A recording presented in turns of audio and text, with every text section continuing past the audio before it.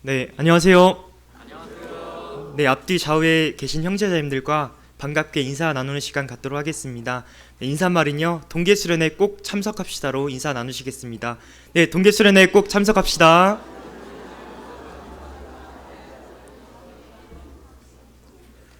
2018년 양주교회 목표 어린아이의 일을 버리는 장성한 교회, 직시, 고백, 분별, 버림.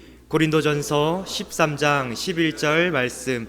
내가 어렸을 때에는 말하는 것이 어린아이와 같고 깨닫는 것이 어린아이와 같고 생각하는 것이 어린아이와 같다가 장성한 사람이 되어서는 어린아이의 일을 버렸노라.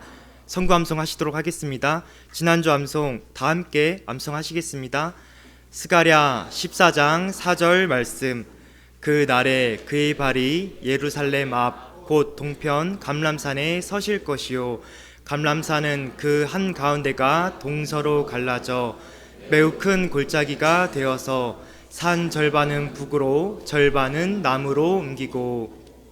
지난주 암송 1, 2교구 성도님들께서 함께 암송하시겠습니다. 스가랴 14장 4절 말씀. 그 날에 그의 발이 예루살렘 앞 곧 동편 감람산에 서실 것이요 감람산은 그 한가운데가 동서로 갈라져 매우 큰 골짜기가 되어서 산 절반은 북으로 절반은 남으로 옮기고. 네, 이번 주 암송 다 함께 암송하시겠습니다. 마태복음 24장 30절 말씀. 그때에 인자의 징조가 하늘에서 보이겠고 그때에 땅의 모든 족속들이 통곡하며 그들이 인자가 구름을 타고 능력과 큰 영광으로 오는 것을 보리라. 네, 이번 주 암송 3, 4교구 성도님들께서 함께 암송하시겠습니다. 마태복음 24장 30절 말씀. 그때에 인자의 징조가 하늘에서 보이겠고 그때에 땅의 모든 족속들이 통곡하며 그들이 인자가 구름을 타고 능력과 큰 영광으로 오는 것을 보리라. 네, 다음 주 암송 소식지 참고하셔서 한번 읽도록 하시겠습니다. 누가복음 17장 34절로 35절 말씀. 내가 너희에게 이르노니 그 밤에 두 남자가 한 자리에 누워 있음에 한 사람은 데려감을 당하고 하나는 버려둠을 당할 것이요 그 두 여자가 함께 매를 갈고 있음에 하나는 데려감을 당하고 하나는 버려둠을 당할 것이니라. 찬양대 찬양이 있은 후에 본교회 담임 목사님께서 하나님 말씀 대언해 주시겠습니다.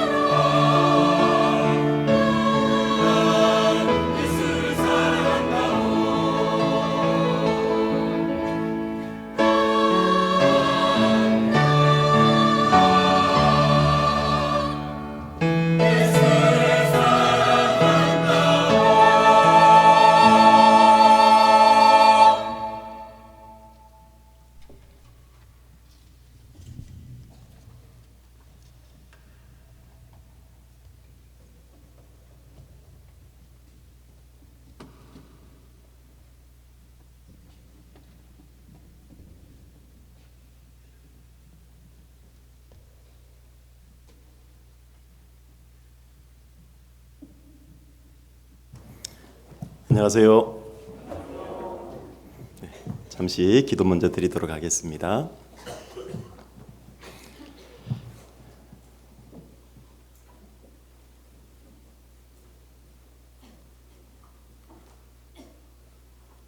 저희를 구원하시기 위해서 한치의 망설임도 없으시고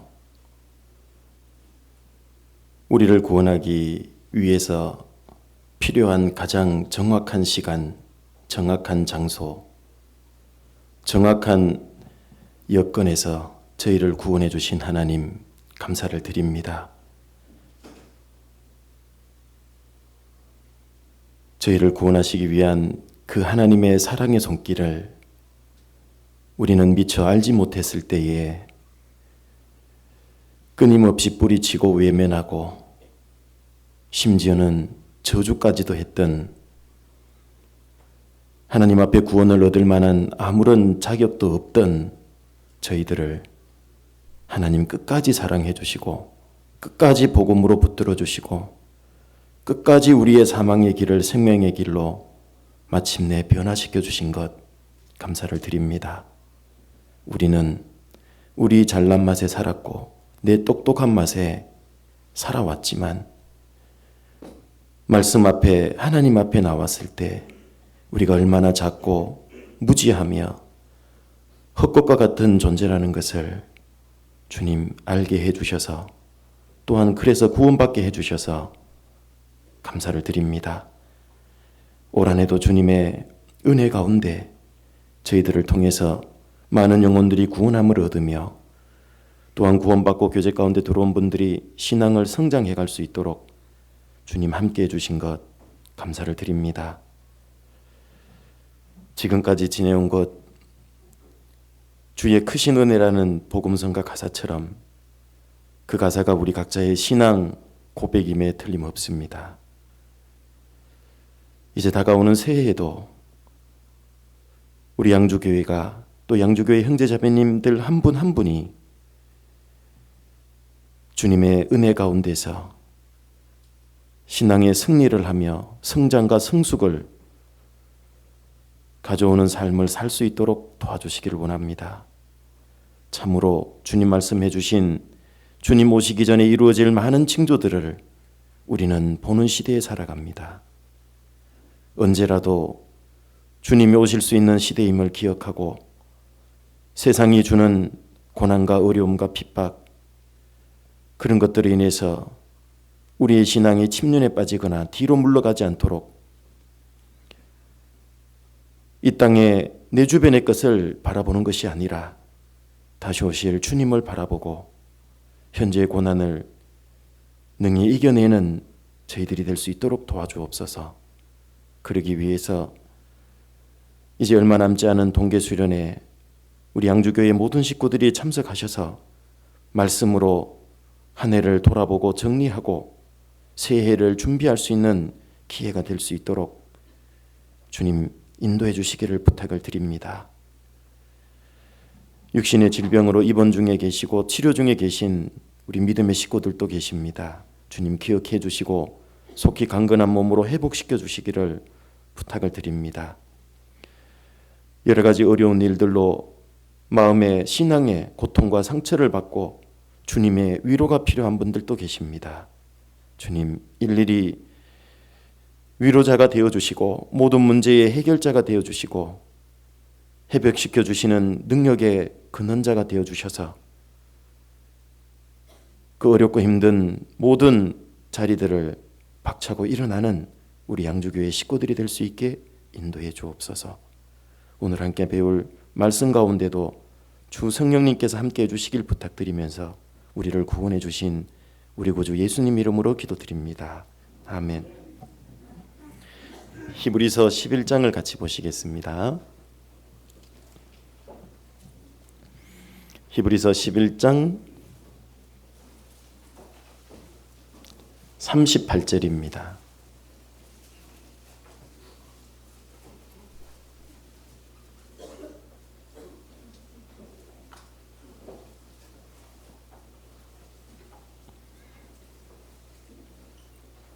히브리서 11장 38절입니다. 같이 읽어보시도록 하겠습니다. 이런 사람은 세상이 감당치 못하도다. 저희가 광야와 산중과 아멸과 토굴에 유리하였느니라. 오늘은 하나님을 움직인 사람들이라는 제목으로 잠깐 말씀을 배워보려고 합니다. 우리는 성경을 통해서 전지전능하시고 무한히 크신 하나님을 움직였던 사람들을 만나볼 수 있습니다. 그들은 우리와 다른 특별한 사람이 아니라 우리와 동일한 사람들이었고 동일한 구원을 받은 사람입니다. 그들이 받은 구원이 특별하고 다르기 때문에 하나님을 움직였던 것이 아니라 우리와 동일한 구원을 받았기 때문에 하나님을 움직였다라는 얘기입니다. 그 사람들을 모아놓은 것이 바로 히브리서 11장이라고 볼 수 있습니다. 하나님이 보실 때 온 세상 열방은 통의 한 방울의 물과 같다고 말씀을 하셨습니다. 그렇습니다. 우리가 천문학에 대해서 우주에 대해서 조금만 지식을 가져도 온 우주에서 우리 은하라고 하는 것은 너무 적은 없는 것과 같은 거죠. 그 우리 은하에서 태양계라고 하는 것은 거의 점과 같은 없는 것과 같은 겁니다. 그 태양계에서 지구라고 하는 것은 태양에 비춰보면 너무 적은 존재죠. 그 적은 존재인 지구 가운데서 대한민국이라고 하는 땅도 아주 적은 지역입니다. 그 대한민국의 양주 동두천 참 적은 지역이고 그곳에 약 30만 명의 사람이 사는데 그 중에 나 한 사람이라는 존재는요 너무나 적은 존재입니다. 이 세상 사람들에게 비춰봐도 나는 너무 적은 존재고 하나님께 비춰본다면 나는 정말 없는 것과 같습니다. 그래서 성경을 기록했던 믿음의 사람들은 자신은 땅의 티끌과 같고 티끌은 정말 먼지 하나잖아요. 불려다니는 안개와 같다. 그 많은 안개 중에 하나. 없는 것과 같다라는 거죠. 그런데 그 없는 것과 같은 그런 존재인 내가요. 이 모든 것의 근원자이신 하나님을 움직일 수 있다라고 하는 것은 이거는 엄청난 얘기가 아니겠습니까? 그런데 그런 일들이 있었다고 말이죠. 그 사람들이 히브리서 11장에 있는 사람들인 겁니다. 이 사람들은 방금 읽은 본문 말씀처럼 세상이 감당할 수 없었던 사람들인 겁니다. 왜 그럴까요? 이 사람들은 세상을 뛰어넘은 사람들인 겁니다. 세상의 생각, 세상의 상식, 심지어는 세상의 진리라고 하는 자연 법칙들, 그것들을 다 뛰어넘었던 사람들인 겁니다. 어째서 그들이 그것을 뛰어넘을 수 있었을까? 하나님에 대한 믿음이고 하나님을 철저히 의지했기 때문일 겁니다. 그래서 히브리서 11장을 믿음장이라고 그러죠.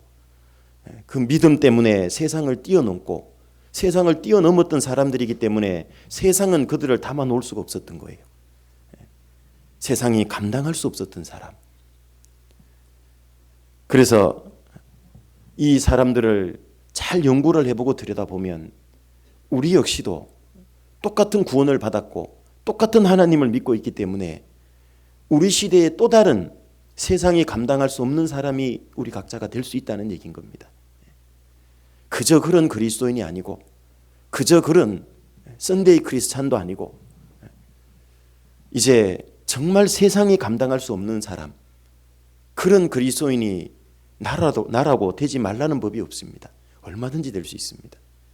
우리 가운데에도 세상이 감당할 수 없는 분들이 있습니다.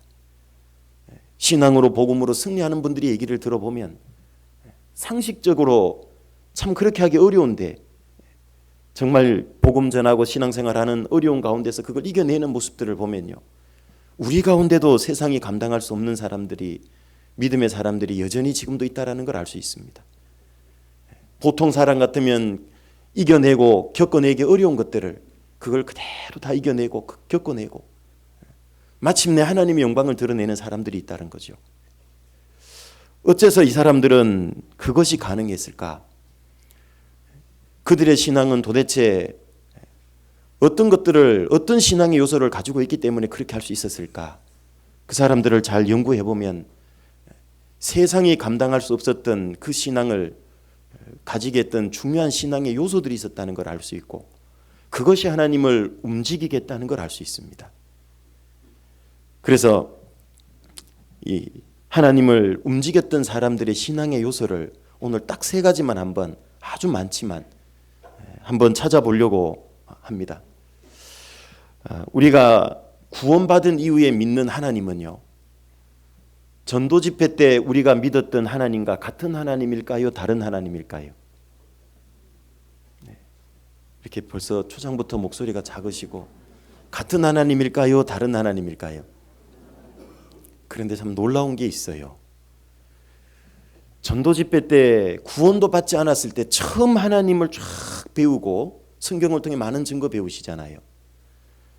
그때 배우고 믿었던 하나님보다요, 어떤 분에게는 구원받은 이후의 하나님이 더 작은 하나님이 되어 있어요. 더 능력 없는 하나님이 되어 있어요. 그것도 기적일 겁니다. 그렇게 될 수 있다는 게. 그런데 아이러니하게도 그럴 수도 있어요. 우리가 집회 때 구원받기 전에 먼저는 하나님 계신 게 믿어져야 된다 그랬잖아요. 그래서 하나님에 대해서 쫙 배우십니다. 하나님에 대한 어떤 부분을 배웠냐 하면 크게 4가지 관점의 하나님을 배운 거예요. 첫 번째는 창조주 하나님에 대한 증거들을 배운 겁니다. 무에서 유를 창조해낸 분, 아무것도 없는 곳에서 우주 만물을 만들어낸 분, 그분은 전지전능한 분이다. 창조주로서의 증거를 아주 많이 배운 겁니다. 하늘에 많은 것들을 만들어 놓고 특별한 걸 만들어 놓으셨죠. 그리고 그걸 성경에 기록해 놓은 겁니다.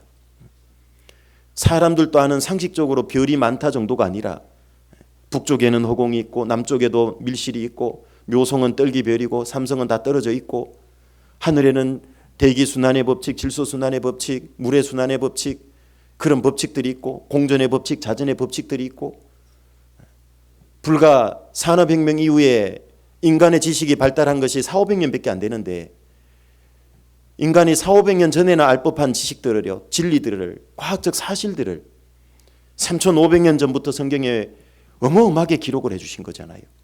왜 그런 특별한 걸 기록해 주셨습니까? 하나님이 창조주라는 걸 믿게 하려고 그런 겁니다.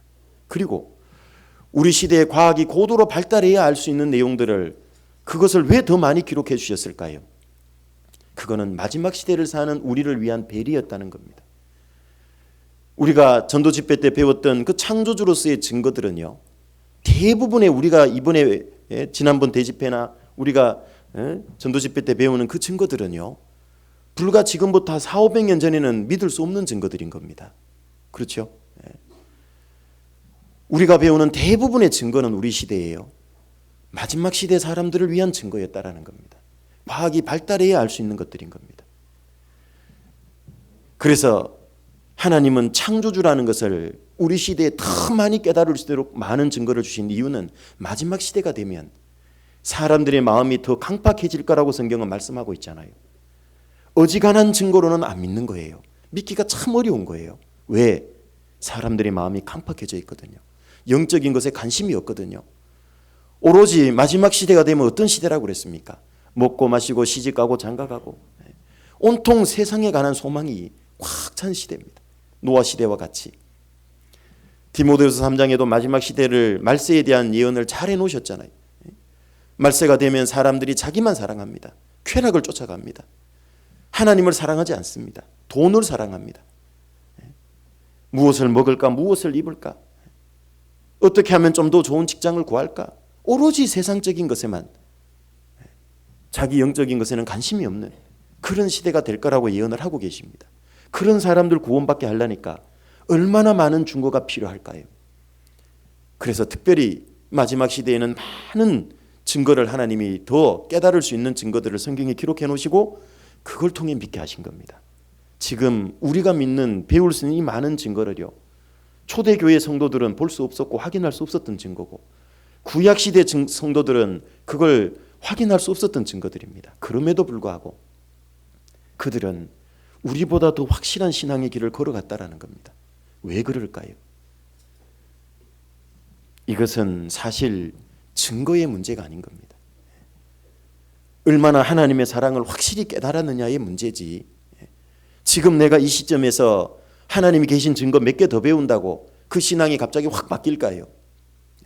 이미 믿고 있잖아요.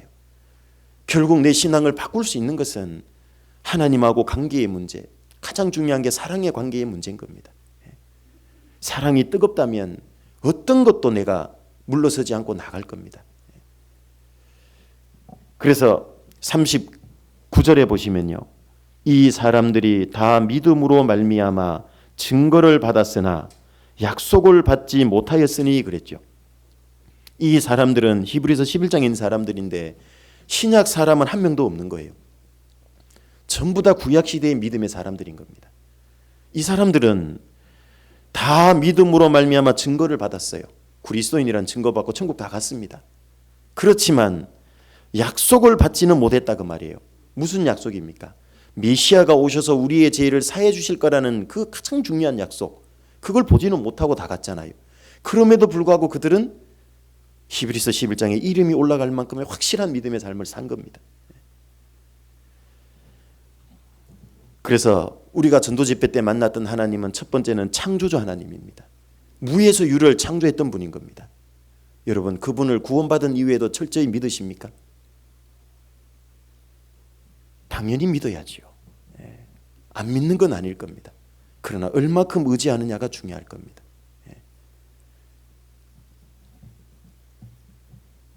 두 번째로 우리가 배웠던 집회 때 하나님은요, 인류 역사의 주관자입니다. 또는 통치자라 그럽니다. 인간 역사 아담 하와를 통해서 시작한 이래로 하나님은 인간 역사를 다스려가고 통치하는 분입니다. 하나님의 손을 벗어난 역사가 없었던 겁니다. 그걸 집회 때 배운 거죠. 에덴 동산, 노아 홍수 심판, 인간 역사의 마지막 때까지 예언, 세상에 대한 심판, 이스라엘 역사가 어떻게 흘러갈 거라는 것. 하나님은 인간 역사를 다스려가는 분입니다. 그러나 구원받은 이후에도 그분을 똑같이 동일하게 의지하고 의뢰하십니까? 의지하고 의뢰해야 됩니다. 인간 역사를 다스려가는 분이라면 내 신앙 개인 역사도 다스릴까요? 못 다스릴까요? 다스려갑니다. 내 상황도 다 다스려간다는 뜻입니다. 그런데 우리는 구원받은 이후에 아이러니하게도 내 신앙에서 이해가 안 되는 일이 있다든지 고난과 어려움이 온다 그러면 신앙이 한꺼번에 와르르 무너지고 요동되고, 어떻게 보면 구원받기 전에 하나님을 배워갔던 그 통치자 하나님 믿었던 그 믿음보다도 어떻게 보면 더 신뢰를 안 하고 의지를 안 하고 있는 것일 수도 있다 그 말이에요. 사실은 더 해야 됨에도 불구하고. 그리고 세 번째로 집회 때 우리가 배웠던 하나님은 예언의 성취자 하나님입니다. 이스라엘 민족이 그 많은 역사를 예언하고 다 이루십니다. 아브라함 이후로요. 아브라함 이후로 이스라엘 역사도 예언해놓고 다 이루시고, 마지막 때 징조도 예언하고 다 이루시고, 인간 역사를 성경의 전체의 3분의 1 분량이 예언서라 그랬죠. 그걸 다 이루어오신 분입니다. 가장 선한 길로 이루어오신 겁니다. 그분은 미래를 아신다는 얘기죠. 예언의 성취를 통해서 하나님의 살아계시다는 것도 증거했지만 또 하나 중요한 의미가 있죠. 뭡니까? 하나님은 미래를 정확히 아신다는 걸 보여준 겁니다. 그게 왜 보여주셨을까요? 그건 단순히 하나님이 예언의 성취자로서 살아계시다는 정도만 우리에게 알려주시고 증거하고 믿게 하려는 게 아니고요.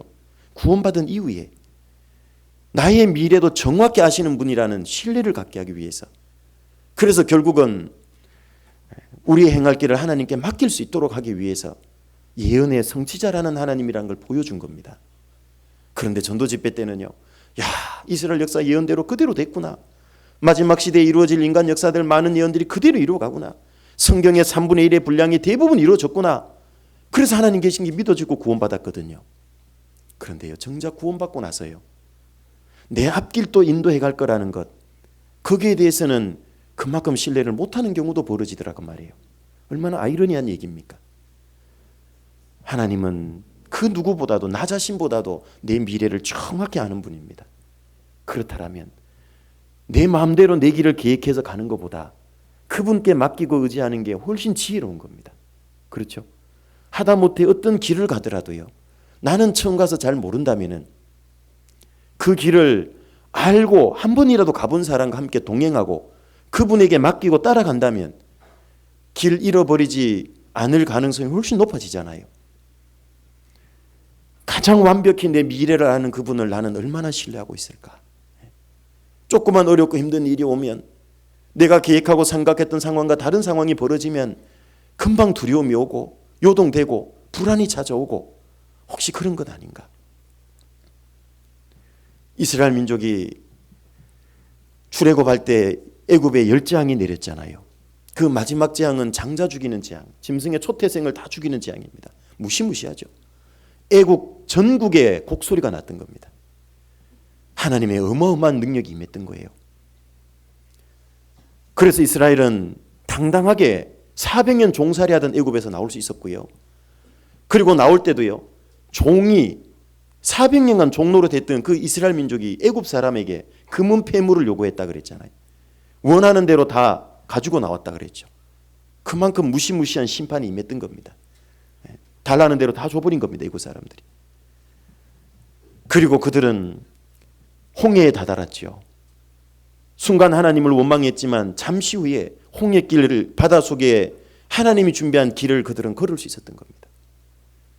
그들은 애굽에서의 그 엄청난 하나님의 능력, 홍해를 가르는 능력을 경험했고, 홍해를 통과할 때 애굽의 바로의 군대를 홍해에다 다 수장을 시켜버렸잖아요. 그리고 그들은 이 모세의 노래, 즉 승리의 노래, 환희의 노래, 기쁨의 노래를 출애굽기에 부르고 있잖아요. 어마어마한 하나님을 믿고 경험했던 겁니다. 그런데요, 얼마 안 가서 길이 험하고 마실 물이 없고 먹을 양식이 없으니까 어떻게 됐습니까? 금방 원망하고 불평하는 일이 왔죠. 그들은 40년 광야 생활할 때 끊임없이 그걸 반복했던 겁니다. 그래서 출애굽 1세대는 광야에서 다 엎드려져 죽은 겁니다. 가나안 땅은 출애굽 2세대, 출애굽할 때 20세가 안 됐던 사람, 광야에서 태어난 사람, 그들이 가나안 땅을 얻었던 겁니다. 1세대와 2세대는 어떤 의미가 있냐 하면, 1세대는 구원받아도 우리 속에는 육신의 소욕이 있다 그랬잖아요. 갈라디아서 5장에. 2세대는 성령의 소욕이 있다 그랬잖아요. 갈라디아서 5장. 이 두 개가 싸운다 그랬잖아요. 우리 속에서 육신은 점점 죽어가야 된다는 얘기인 겁니다. 우리 속에서는 성령이 점점 살아나고 성령의 역사가 더 강해져야 돼요. 그 사람이 이스라엘 민족 2세대가, 출애굽 2세대가 가나안 땅, 그 천국에 대한 상징이죠. 거기서 자기들의 기업을 다 분배받았잖아요. 12지파가 땅을. 그건 영광을 의미하는 겁니다. 어떤 사람이 천국 들어가서 영광을 얻을 거냐? 점점 육신의 생각, 육신의 소욕을 죽이고 그걸 쫓지 말고 성령의 소욕을 쫓아서 사는 그 사람이 결국 천국 들어가서 영광과 기업을 얻는다는 뜻인 겁니다. 우리도 마찬가지입니다. 광야 생활할 때 이스라엘이요, 세대 교체가 일어난 것처럼 우리도 점점 바뀌어져 가야 되는 겁니다. 구원받은 이후에 이 육신의 소욕은 점점 죽어가야 되는 거예요. 이건 옛 사람이라고 그러고 옛 성품이라 그랬잖아요. 내 속에는 새 성품이 있잖아요. 성령이 들어오셔서 이제는 새 성품을 쫓아서 살아야 되는 겁니다. 성령의 인도를 쫓아서 사는 거예요.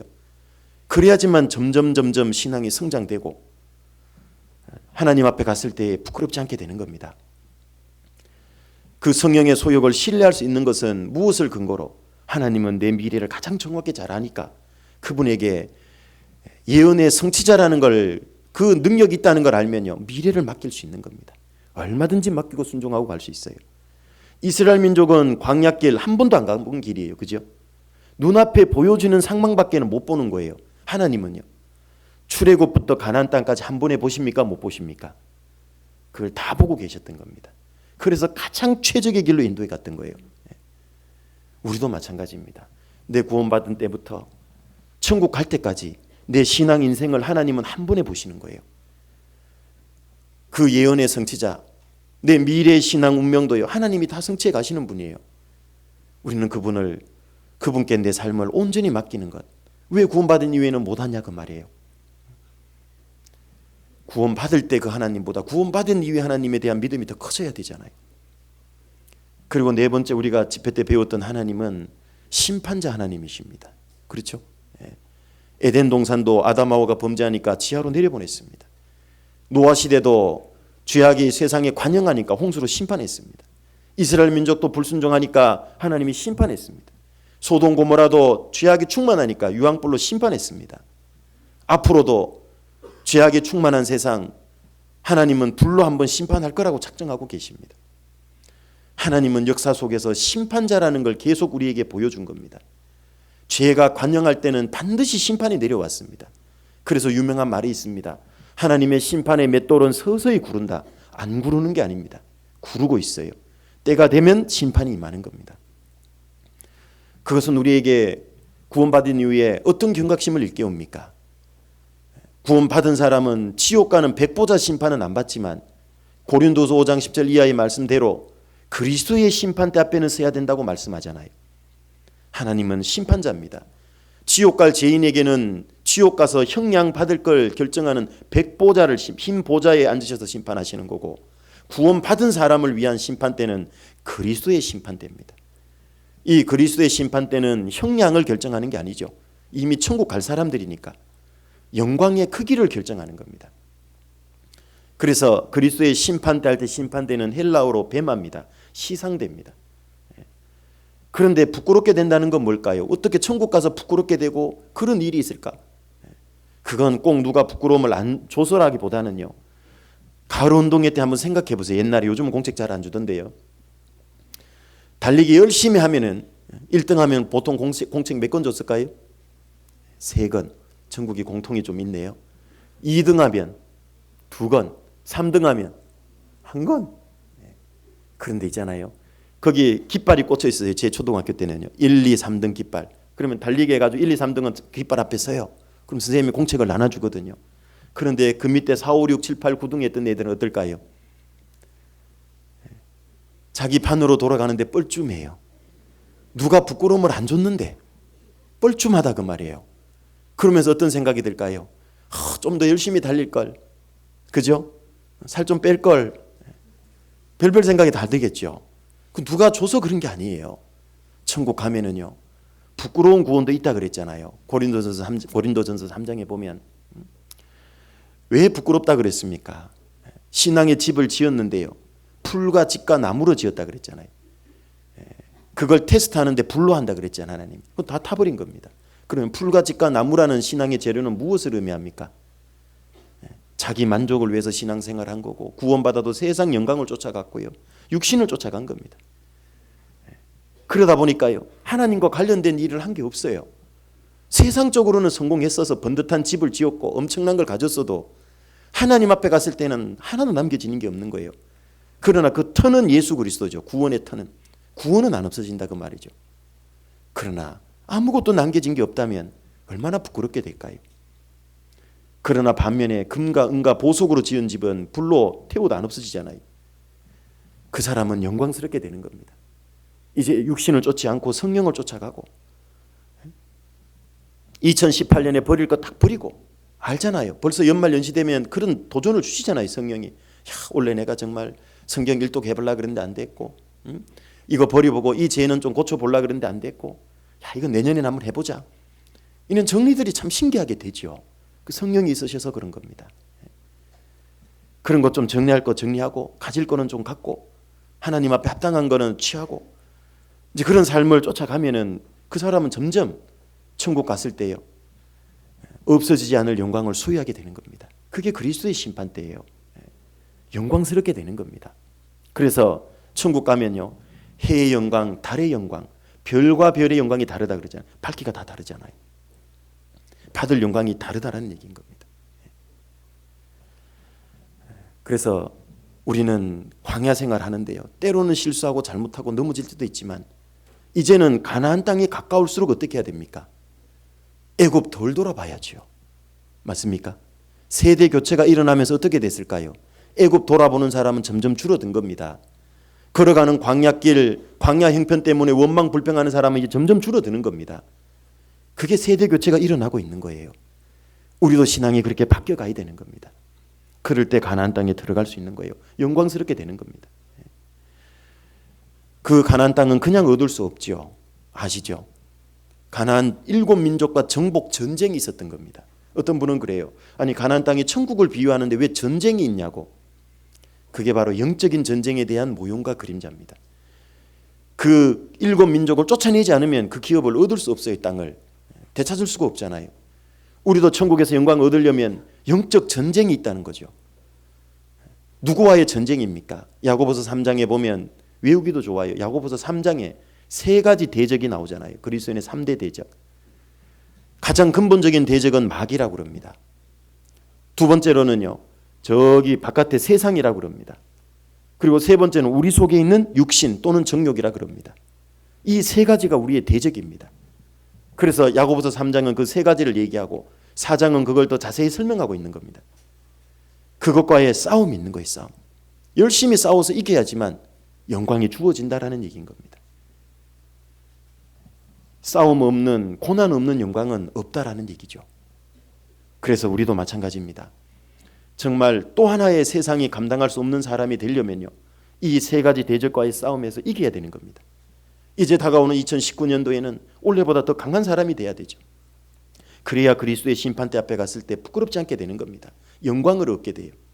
우리가 집회 때 배웠던 그 하나님이 역사했던 관점을 네 가지로 증거들을 배운 겁니다. 창조주로서의 증거, 역사의 이 주관자 통치자로서의 증거, 예언의 성취자로서의 증거, 심판자로서의 증거, 그 모든 증거를 배워보니까 하나님이 계시다라는 전지전능한 분이라는 걸 하나같이 증거하잖아요. 우리가 그분을 믿었다면 구원받은 이후에는 더 신뢰해야죠. 더 의뢰해야죠. 맞죠? 여러분, 신앙을 어린아이와 같아야 된다고 얘기를 할 때는요, 어린아이의 단점을 얘기한 게 아니라 장점을 얘기한 거예요. 성경에는 어린아이와 같아야 된다 그러고 어린아이처럼 되면 안 된다는 구절들도 있어요. 이게 뭔 얘기냐면 어린아이 같아와야 된다는 건 뭐예요? 어린아이의 믿음에 대한 단순성, 의심이 없잖아요. 그냥 믿는 거예요. 빨리 받아들이는 거예요. 수용성과 믿음에 대한 신뢰성이 아주 단순하게 잘 믿는 겁니다. 그렇다면 그런지 아는 거예요. 그런데 나이 먹으면 어떨까요? 진짜 그래? 벌써 자꾸 의심하게 되잖아요. 그죠? 어린아이의 단점은요, 분별력이 떨어진다라는 얘기죠. 그래서 아이를 때로는 징계를 하고 초달을 해야 된다는 말씀도 있는 겁니다. 장점도 있고 단점이 있는데, 예수님께서 제자들이 물어봤잖아요. 누가 천국에서 크니까? 예수님이 뭐라고 그러셨습니까? 이런 자가 크다 이렇게 대답하신 게 아니고요, 이 어린아이 하나를 세워놓고 이 어린아이 같이 천국을 받들지 않는 자는 천국에 들어갈 수 없다 이렇게 얘기한 거예요. 동문서답 같잖아요. 누가 크냐고 물었는데 이 어린아이 같아야 천국 들어간다고 얘기를 했죠. 왜 동문서답을 하셨을까요? 천국 들어가는 원리나 천국에 가서 크게 되는 원리나 똑같다는 얘기예요. 어린아이처럼 자기를 낮추고 겸손하고 하나님의 말씀에 대해서 정말 단순하게 아이처럼 받아들이고 신뢰하는 그 사람이, 그렇게 믿고 의지하고 신앙생활하는 사람이 천국 가서 크게 된다는 얘기입니다. 그게. 아이들 키워보면요, 어릴 때는요, 아빠가 슈퍼맨인지 알아요. 모든 걸 다 할 수 있는 것처럼 생각하죠. 그죠? 그런데 걔가 이제 중학교 들어가고 고등학교 가고 사춘기 오면 어때요? 아빠를 안 믿기 시작해. 아빠가 과연 그걸 할 수 있을까? 의심을 하기 시작하고요. 이제 더 크면요, 아예 신뢰 안 해요. 뒷머리가 굵어져서 그런 거죠. 점점. 아빠는 동일한 아빠인데, 까딱하면 우리도 신앙생활 그럴 수 있어요. 내가 정말 어린아이와 같은 신앙을 유지를 한다면, 시편 131편에 다윗은 뭐라고 그랬습니까? 왕이었잖아요. 이스라엘에 가장 강한 통일 왕국을 이루고 있었던 사람이잖아요. 그 다윗이 뭐라고 고백합니까? 내 중심이 실로 젖된 아이와 같다고 얘기하잖아요. 항상 젖된 아이, 어린아이, 깐난쟁이에요. 그래서 다윗은 하나님 마음에 합한 자가 될 수 있었던 겁니다. 위대한 왕이 될 수 있었던 거예요. 우리도 하나님 앞에 항상 젖된 아이와 같다는 그 낮은 위치를 취할 때요, 우리는 하나님의 큰 능력을 덧입을 수 있을 겁니다. 여기 하나님을 움직였던 사람들, 크게 세 가지 관점에서 좀 보려고 그러는데요. 첫 번째 케이스인데요, 공통 요소가 뭐였던 걸 한번 찾아보시라는 얘기입니다. 첫 번째는 민수기 14장으로 가보겠습니다. 첫 번째 케이스인데요, 민수기 14장입니다.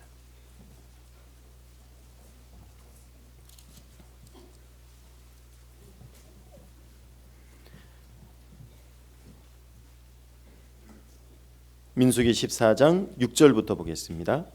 6절부터 10절입니다. 그 땅을 탐지한 자 중 눈의 아들 여호수아와 여분네의 아들 갈렙이 그 옷을 찢고 이스라엘 자손의 온 회중에게 일러 가로되 우리가 두루 다니며 탐지한 땅은 심히 아름다운 땅이라. 여호와께서 우리를 기뻐하시면 우리를 그 땅으로 인도하여 들이시고 그 땅을 우리에게 주시리라. 이는 과연 젖과 꿀이 흐르는 땅이니라. 오직 여호와를 거역하지 말라. 또 그 땅 백성을 두려워하지 말라. 그들은 우리의 밥이라. 그들의 보호자는 그들에게서 떠났고 여호와는 우리와 함께 하시느니라. 그들을 두려워 말라 하나. 10절은 같이 읽겠습니다. 온 회중이 그들을 돌로 치려 하는 동시에 여호와의 영광이 회막에서 이스라엘 모든 자손에게 나타나시니라. 어떤 상황인지 아시죠? 또 최근에 구원받은 분들을 위해서 잠깐 설명드리면요, 이스라엘 민족이 이제 광야 생활하다가 가나안 땅, 자기들이 정복할 이스라엘 땅을 정탐을 하기 위해서 12지파마다 한 명씩을 뽑아서 정탐꾼을 보낸 겁니다. 그런데 돌아와서 보고를 했는데 10명의 정탐꾼은 그 땅은 정복할 수 없다. 민수기 13장 끝부분에 보면 그들은 안악자손 대장부들도 있고 신장이 다 장대한 자들이고 그 땅은 사람들을 삼키는 땅이고 그들이 볼 때 우리는 메뚜기 같고 우리가 우리를 봐도 그런 것 같다. 이런 불신의 또 부정적인 이런 보고를 했더니만 민수기 14장 1절부터 보면 이스라엘 민족이요, 하나같이 약 200만 명 가까운 사람이 낭망을 한 겁니다. 그리고 한 장관을 세우고 애굽으로 돌아가자 또 그런 거예요. 그때 여호수아와 갈렙 두 사람은 우리가 읽었던 것 같이 보고를 한 거예요. 아니다. 하나님이 우리를 기뻐하시고 우리와 함께 하시면 그들은 우리의 밥이다. 9절 말씀에 10명의 정탐꾼은 그렇게 두려워하고 그렇게 정복할 수 없다고 했는데 여호수아와 갈렙은 우리의 밥이라고 얘기를 하잖아요. 그 보고를 했더니만 이스라엘 민족의 온 회중이요, 하나같이 돌을 들어가지고 돌로 쳐 죽이려고 그러는 거예요. 돌로 치려는 동시에면요, 얼마나 급박하고 절박한 상황일까요? 이 돌을 들어가지고 치기 직전이라는 얘기인 겁니다. 치기 직전에요, 하나님의 영광이 나타난 거예요. 어떻게 나타났을까요? 아마 무시무시하게 나타났을 겁니다. 엄청나게 크게 나타났을 겁니다. 아무도 못 내리셨던 겁니다. 여호수아와 갈렙은 하나님을 움직였던 사람들의 하나의 대표적인 사람입니다. 이 속에 신앙의 요소가 들어있잖아요. 하나님을 움직인 신앙의 요소가 들어있잖아요. 뭘 것 같습니까? 한번 생각해 보세요. 두 번째는 잘 아시는 에스더입니다. 에스더 성경 4장으로 가보시죠.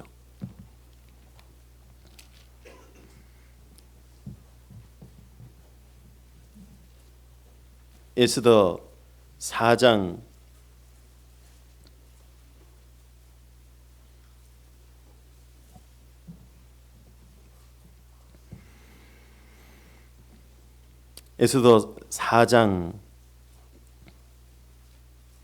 11절부터 보시면은요, 4장 11절부터입니다. 왕의 신복과 왕의 각도 백성이 다 알거니와 물온 남녀하고 부름을 받지 아니하고 안뜰에 들어가서 4장 11절, 에스더 4장 11절 찾으셨습니까? 네, 4장 11절 다시 읽겠습니다. 왕의 신복과 왕의 각도 백성이 다 알거니와 물은 남녀하고 부름을 받지 아니하고 안뜰에 들어가서 왕에게 나아가면 오직 죽이는 법이요, 왕이 그 자에게 금호를 내어 밀어야 살 것이라. 이제 내가 부름을 입어 왕에게 나아가지 못한 지가 이미 30일이라 하라. 그가 에스더의 말로 모르드게에게 고하매 모르드게가 그를 시켜 에스더에게 회답하되 너는 왕궁에 있으니 모든 유다인 중에 홀로 면하리라 생각지 말라. 이때에 네가 만일 잠잠하여 말이 없으면 유다인은 다른 데로 말미암아 노임과 구원을 얻으려니와 너와 내 아비 집은 멸망하리라. 내가 왕위의 위를 얻은 것이 이때를 위함이 아닌지 누가 아느냐. 에스더가 명하여 모르드게에게 회답하되 당신은 가서 수산에 있는 유다인을 다 모으고 나를 위하여 금식하되 밤낮 3일을 먹지도 말고 마시지도 마소서. 나도 나의 시녀로 더불어 이렇게 금식한 후에 규례를 어기고 왕에게 나아가리니 죽으면 죽으리이다. 모르드게가 가서 에스더의 명한 대로 다 행하니라. 이 에스더 성경은 구약 성경임에도 불구하고요, 하나님이라는 말이 한 번도 안 나오는 성경입니다. 그래서 구약의 사도행전이다, 뭐 이렇게 표현하기도 합니다. 사도행전은 성령이 보이지 않게 역사했잖아요, 그죠? 구약 성경의 대부분이 하나님이라는 단어와 이름이 등장하는데요, 하나님이라는 이름이 등장하지 않아요. 하나님이 보이지 않게 배후 위에서 역사하고 있는 겁니다. 이스라엘 민족이 바벨론에 포로로 끌려갔습니다. 잘 아시는 대로. 그리고 포로로 끌려간 상태에서 바벨론, 페르시아 제국이 바뀔 때까지 종노릇하고 있었던 겁니다. 그리고 고레스에 의해서 페르시아에 이제 돌아가라 그래서 돌아오는데요, 종노릇하고 이방의 전쟁 포로로 끌려갔을 때는요, 이건 그 집 짐승만도 못한 겁니다. 그냥 그 집의 하나의 그냥 재산인 거예요. 죽여도 뭐 전쟁 노예이기 때문에요. 그래서 전쟁 노예로 끌려갔는데 이 에스더는 유다인이었던 겁니다. 그리고 왕위에까지 올라갔어요. 하나님의 도움으로. 그 사촌 오빠였던 이 모르드게가 에스더에게 이 부탁을 한 게, 왜 부탁을 했냐면 그 하만이라고 하는 쉽게 말하면 왕 아래에 1인자 그 다음에 만인지상의 권력을 가진 자가요, 이스라엘 민족을 다 죽여버리려 그런 거예요. 괴략을 꾸민 겁니다. 그래서 이스라엘 민족이 다 죽게 생겼으니까요, 모르드게가 에스더에게 네가 왕후의 위를 얻은 것이 이때인지 이때를 위함인지 어떻게 알겠느냐. 네가 만약 잠잠하면 유다인은, 이스라엘 사람은 하나님이 어떤 경로로라도 하나님은 구원시킬 거다. 그러나 너는 망할 거다. 이제 네가 움직여야 될 때다. 그런데 왕 앞에 가서 이 억울하고 이스라엘이 모함당해서 죽게 됐다는 얘기를 하려고 하니까요, 비록 왕후라 할지라도 왕이 부르지 않으면, 왕이 부르지 않는데 갔는데 금지팡이 금호를 안 내밀면 그 잡아다가 죽여버리는 거예요. 왜? 시혜를 할 목적이라고 생각하기 때문에. 그런데 분위기는 어떤 분위기인지 아시죠? 왕이 자기를 안 찾은 지가 며칠이래요? 30일. 갱년기 30일, 건택이 30일째예요 지금. 요거 갔다가는 죽게 딱 맞을 분위기잖아요. 30일 동안 안 찾고 있으니까. 그런데 왕 앞에 가야 된다고 그러니까 에스더가요, 기도가 됐던 거예요. 그래서 이스라엘 사람 다 모아놓고 기도해달라고, 3일을 정말 금식기도 해달라고, 먹지도 마시지도 말고 하나님을 철저히 의지하고 있는 모습이죠. 자기도 그렇게 하고 나가겠다고. 그리고 죽으면 죽으리라는 각오로 나갔어요. 그리고 5장 1절 이하부터 읽어보면 2절에 보면 왕이 금지팡이를 딱 내밉니다. 문에 선 걸 보고. 30일 동안 안 찾을 때는 언제고, 왜 이제서 금지팡이 내밀고. 이제 계속 읽어보면은요, 왕후 에스더여, 그대의 소원이 무엇이뇨? 이 나라의 절반이라도, 대제국 페르시아가 어마어마하잖아요. 혹시 영화 300을 보신 분이 있는지 모르겠습니다. 그게 바로 페르시아가 그리스 마케도니아를 공격하고 있는 그 전쟁이잖아요. 어마어마한 대제국이고요, 어마어마한 군대를 가지고 있습니다. 그 나라의 절반이라도 주겠다고. 도대체 누가 이 왕 아하수에로 왕의 마음을 바꿔놨을까요? 하나님이 했다고는 안 나와요. 그런데 하나님이 하신 거예요. 하나님이 무엇 때문에 움직이셨을까요? 보이지 않게 싹 움직이신 거거든요. 이게 다 같은 요소들이라는 거죠. 첫 번째 케이스가 신앙의 같은 요소들입니다. 공통 요소들을 가지고 있는 사건을 지금 찾아보는 겁니다. 세 번째로는요, 다니엘서 3장으로 가보겠습니다. 다니엘서 3장입니다. 다니엘서 3장 16절부터입니다.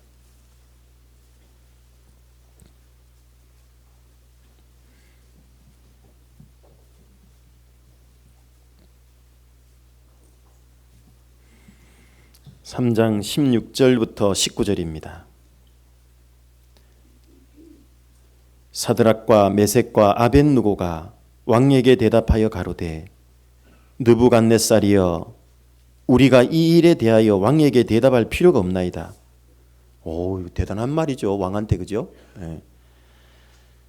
만일 그럴 것이면 왕이여, 우리가 섬기는 우리 하나님이 우리를 극렬히 타는 풀무 가운데서 능히 건져내시겠고 왕의 손에서도 건져내시리이다. 그리 아니하실지라도, 그 불 가운데서 안 건져내실지라도 하나님이, 왕이여, 우리가 왕의 신들을 섬기지도 아니하고 왕의 세우신 금신상에 절하지도 아니할 줄을 아옵소서. 왕 면전에서. 이건 엄청난 얘기인 겁니다. 이때는 바벨론 제국 시절인 겁니다. 포로로 끌려갔을 때. 전쟁 노예인데 말하자면. 왕이 만든 금신상 안 섬기겠대요. 내가 불에 타 죽어도 나는 금신상 안 섬길 겁니다. 하나님이 건져내실 거고 설사 그리 아니하실지라도, 안 건져내신다 할지라도, 나는 불에 들어가 타 죽을지라도 하나님을 향한 그 신앙 절대 포기 못합니다. 우상에게 절하지 않을 겁니다. 왕의 면전에 이렇게 얘기해놨으니 왕이 어땠을까요? 오, 감동, 안 해도 돼, 그랬을까요? 이방 왕이 그럴 리가 없잖아요. 19절에 보시면 느부갓네살이 분이 가득하여, 왕을 모욕한 거거든요. 왕 앞에. 여태까지 자기 명령을 거역한 존재가 없거든요. 사드락과 메삭과 아벳느고를 향하여, 다니엘의 세 친구였죠.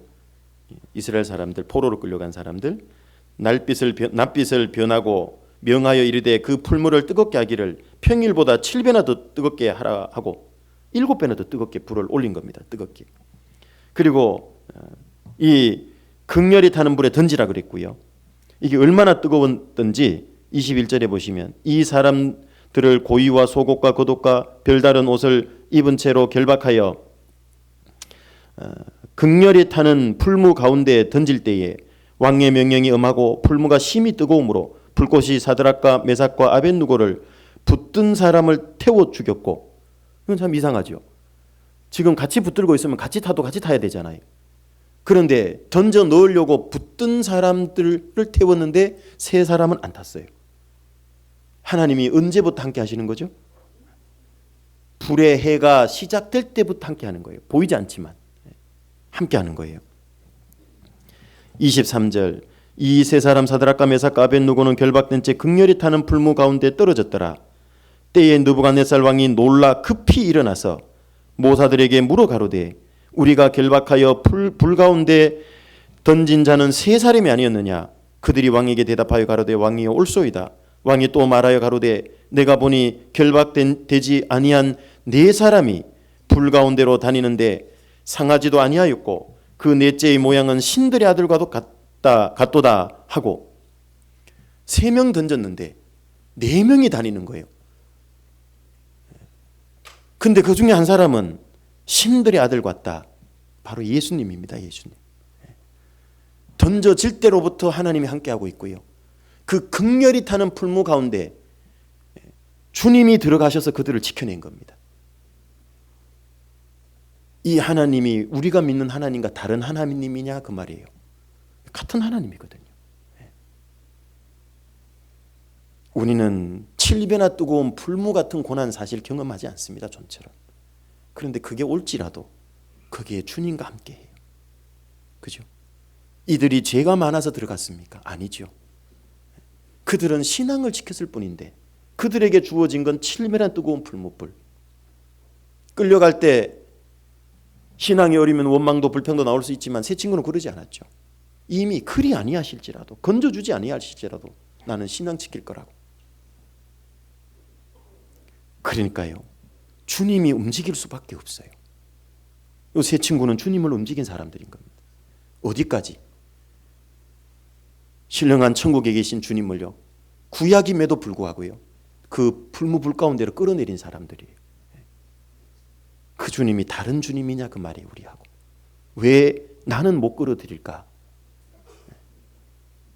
이분을 우리가 경험 못한다면 우리를 한번 돌아봐야 돼요. 지금 찾아보고 있는 첫 번째 케이스, 신앙의 요소 첫 번째 요소인데요. 첫 번째 요소에 해당되는 것들을 지금 여러 사건들을 보는 겁니다. 나는 이것이 있는가? 한번 생각해 봐야 되는 겁니다. 그리고 26절에 보시면 느부갓네살이 극렬히 타는 풀무 아구 가까이 가서 불러 가로되 지극히 높으신 하나님의 종 사드락, 메삭, 아벳느고야 나와서 이리로 오라 하매 사드락과 메삭과 아벳느고가 불 가운데서 나온지라 방백과 수령과 도백과 왕의 모사들이 모여 이 사람들을 본즉 불이 능히 그 몸을 해하지 못하였고 머리털도 그슬리지 아니하였고 고위 빛도 변하지 아니하였고 불탄 냄새도 없었더라. 머리카락 하나 안 거슬렸대요. 하나님은 완전한 능력을 가지고 계신 분입니다. 이 세 친구들이 어떻게 해서 이 세 친구들의 신앙에 어떤 요소가 있었길래 주님을 그 풀무 가운데까지 순식간에 순간이동시키셨을까? 한번 생각해 보시면 되는 겁니다. 그리고 네 번째로는 다니엘서 6장에 나오는 사자굴에 들어갔던 다니엘의 일이었습니다. 아시죠?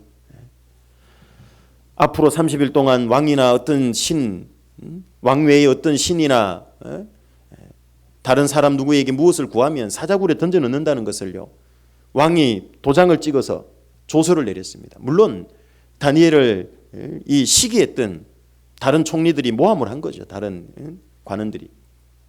그래도 다니엘은요 하루에 3번 기도했어요. 그리고 잡혀서 사자굴에 딱 던져진 겁니다. 그렇죠? 그런데 사자굴에 들어가 보니까 어때요? 하나님이 사자의 입을 딱 봉해놓고 있잖아요. 원래 자연 법칙대로라면 사자는 사람 잡아먹어야 돼요. 거기 굶주리고 있는 사자는. 그런데 못 잡아먹어요. 하나님이 입을 딱 봉해버린 겁니다. 하나님이 앞서 행해서 사자굴에 미리 들어가셔가지고 입을 봉해놓고 기다렸던 겁니다. 사도행전 7장으로 가보겠습니다.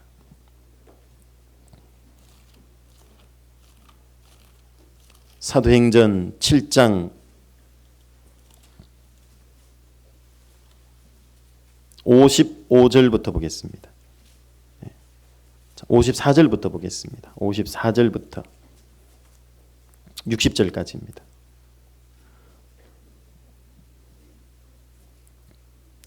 54절부터 60절까지입니다. 저희가 이 말을 듣고 마음에 찔려 저를 향하여 이를 갈거늘 스데반이 성령이 충만하여 하늘을 우러러 주목하여 하나님의 영광과 및 예수께서 하나님 우편에 서신 것을 보고 말하되 보라 하늘이 열리고 인자가 하나님 우편에 서신 것을 보노라. 한데 저희가 큰 소리를 지르며 길을 막고 일심으로 그에게 달려들어 성 밖에 내치고 돌로 칠세 증인들이 옷을 벗어 사울이라 하는 청년의 발 앞에 두니라. 저희가 돌로 스데반을 치니 스데반이 부르짖어 가로되 주 예수여 내 영혼을 받으시옵소서 하고 무릎을 꿇고 크게 불러 가로되 주여 이 죄를 저들에게 돌리지 마옵소서. 이 말을 하고 자니라. 스데반 집사가 유대인들에게 긴 전도를 한 거예요. 설교를 통해서. 그런데 그들이 돌이키기는커녕 자기들의 죄와 예수님을 못 박아 죽인 어떤 그런 완고한 그런 죄를 책망하니까요 듣기 싫었던 겁니다. 그리고 드디어 스데반 집사를 돌로 쳐서 죽여버린 겁니다. 그런데요 스데반 집사가 돌에 맞아서 죽기 순교하기 전에요 하나님이 하늘문을 열어버리신 겁니다. 그리고 거기서 주님이 하나님 보좌 우편에 앉으셨다고 성경이 나오잖아요. 어떤 주님을 본 겁니까? 서 계신 주님을 본 거예요. 스데반의 무엇이 예수님을 그 자리에서 뻘떡 이렇게 세우시고 천국 문을 열게 했을까요? 천국을 보여줬을까요? 스데반에게 있었던 그 신앙의 요소, 다니엘에게 있었던 것, 다니엘의 세 친구에게 있었던 것, 에스더에게 있었던 것, 공통적인 신앙 요소가 있더라고 말이에요. 그 신앙의 요소를 나도 갖추면 나를 위해서 주님이 움직이신다는 얘기인 겁니다. 이 스데반 집사에게는 이게 얼마나 큰 영광일까요? 그죠? 전지전능한 그분 창조주가 자신의 구원주가 주와 구주 되신 그분이요 자리에서 뻘떡 일어나서 스데반의 영혼을 받으려고 준비하고 있는 겁니다. 하늘 문을 딱 열고 스데반도 주님을 움직인 사람이에요. 우리가 배워봤던 찾아봤던 이 여러 믿음의 사람들, 신구약에 있는 주님을 움직였던 신앙의 요소가 뭐라고 생각합니까? 공통 요소가 뭐죠? 다양한 요소들은 있지만 공통 요소가 있다는 거예요. 하나님을 움직이게 했던 뭐죠? 네. 못 찾으셨습니까? 네. 이 결단입니다. 결단된 신앙을 가지고 있었어요. 내가 죽으면 죽겠다. 하나님을 위해서, 복음을 위해서. 그 결단이 있었던 겁니다. 우리 결단해야 됩니다. 그래야지만 하나님이 나를 위해서도 움직이는 겁니다. 겨우 구원 하나만 받고 그냥 주일날 썬데이 크리스찬처럼 왔다리 갔다리 하는 그런 신앙은요, 죄송합니다. 주님이 나의 구주는 되실지언정 내 삶의 주가 되실 수가 없잖아요. 내 삶에 예수님이 구주가 됐다면 주가 되시기를 원하셔요. 그러려면 필요한 게 결단이에요. 주님이라는 것은요, 머리에 이고 다닌다는 뜻이에요. 자기 머리를 떼고 주님을 자기 머리로 받아들여야 된다는 뜻이에요. 그 사람을 위해서 주님은 여지없이 움직이시는 겁니다. 우리가 배워봤던 이 사람들은 공통점이요, 어디까지 결단했냐면 목숨까지 걸 결단을 한 사람들이에요. 목숨까지 다 목숨 걸었잖아요. 하나같이 모조리 목숨을 걸었던 겁니다. 여러분, 신앙생활 어떤 자세로 하세요? 어떤 마음으로 하십니까? 연말연시에 나는 주님 앞에 무슨 결단하고 살아가죠? 결단이 있어야 됩니다. 그래야 신앙이요, 진짜 재미있어집니다. 감동이 있어지고요, 기쁨이 있고요, 하나님과 함께 한다라는 그 재미가 있어요. 어떤 분은요, 아이고 왜 신앙생활에 이렇게 재미도 없고 기쁨도 없고 그럴까? 결단 안 해서 그래요.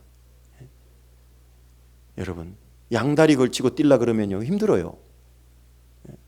주님 편에 서야 됩니다. 여호수아는 외쳤습니다. 언제까지 머뭇머뭇하겠냐고. 둘 사이에서. 연말연시입니다. 결단해야 됩니다. 아직 못 버린 죄가 있고 습관이 있다면 버려야 됩니다. 그러면 주님이 그 사람을 위해서 움직이기 시작합니다. 움직이기 시작해요. 목숨까지 거는 결단이 필요합니다. 두 번째 신앙의 요소를 한번 생각해 보려고 합니다. 창세기 22장으로 가보겠습니다.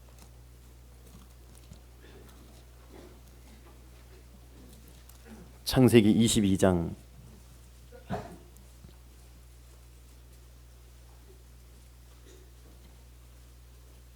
1절부터입니다.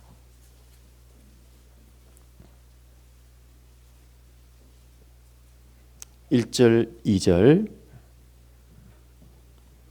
두 절을 같이 읽겠습니다. 그 일 후에 하나님이 아브라함을 시험하시려고 그를 부르시되 아브라함아 하시니 그가 가로되 내가 여기 있나이다. 여호와께서 가라사대 내 아들 내 사랑하는 독자 이삭을 데리고 모리아 땅으로 가서 내가 네게 지시하는 한 산 거기서 그를 번제로 드리라. 하나님께서요, 어느 날 평온하던 아브라함 가정에 청천벽력 같은 얘기를 하셨어요. 21장 8절에 보면 아이가 자라매 젖을 떼고 이삭의 젖을 떼는 날에 아브라함이 대연을 배설했다. 얼마나 기쁩니까? 100세 돼서 얻은 아들 이삭. 아브라함과 사라는 도저히 아이를 낳을 수 없는 몸인데 하나님의 능력과 은혜로 이 100세 돼서 친자 이삭을 얻었어요. 그리고 이 아이가 무럭무럭 어려서 많이 이제 옛날에는 잘 죽잖아요. 근데 그걸 다 잘 컸어요, 건강하게. 그리고 젖을 떼는 날이 됐고 큰 잔치를 베풀었고 얼마나 기쁘고 즐거울까요? 그리고 한참 이 경쟁자였던 하갈도 다 내보냈고 그러면서 이제 22절 1절이에요. 그 일 후에 그런 일들이 쭉 있고 나서요. 이제 사라 입장에서는 이제 경쟁자도 하갈도 이스마엘하고 다 내보냈고 이제 얘도 잘 컸고 이제 뭔가 좀 평안하고 골칫거리들이 해결됐나 싶었는데요. 이 일 후에 그 일 후에 말씀이 나오죠. 하나님이 아브라함에게요. 너 사랑하는 내 사랑하는 독자 네 사랑하는 독자 이삭을 모리아 산에 가서 바치라고 얘기를 하는 거예요. 이게 무슨 말도 안 되는 얘기일까요? 주실 때는 언제고. 이제는 아버지의 손으로 번제를 드리라는 말은 뭐예요? 번제는 짐승을 각을 떠서 토막을 쳐서 불태워 죽이는 겁니다. 이게 짐승 토막 쳐서 불태워 죽이는 제사도 사실 만만한 게 아닌데, 이거 자기 아들을 눈에 넣어도 안 아플 정말 사랑하는, 네 사랑하는, 하나님이 보니까 아브라함이 이삭을 얼마나 사랑하는지를 알죠. 그러니까 네 사랑하는 하시는 거예요. 그 아들을 토막을 쳐서 번제로 드려보라는 거예요. 그런데 놀라운 일이 벌어지죠. 놀라운 일이. 3절부터 읽어보면요, 아브라함이 대꾸가 없어요. 아침에 일찍 일어났다는 건 뭐예요?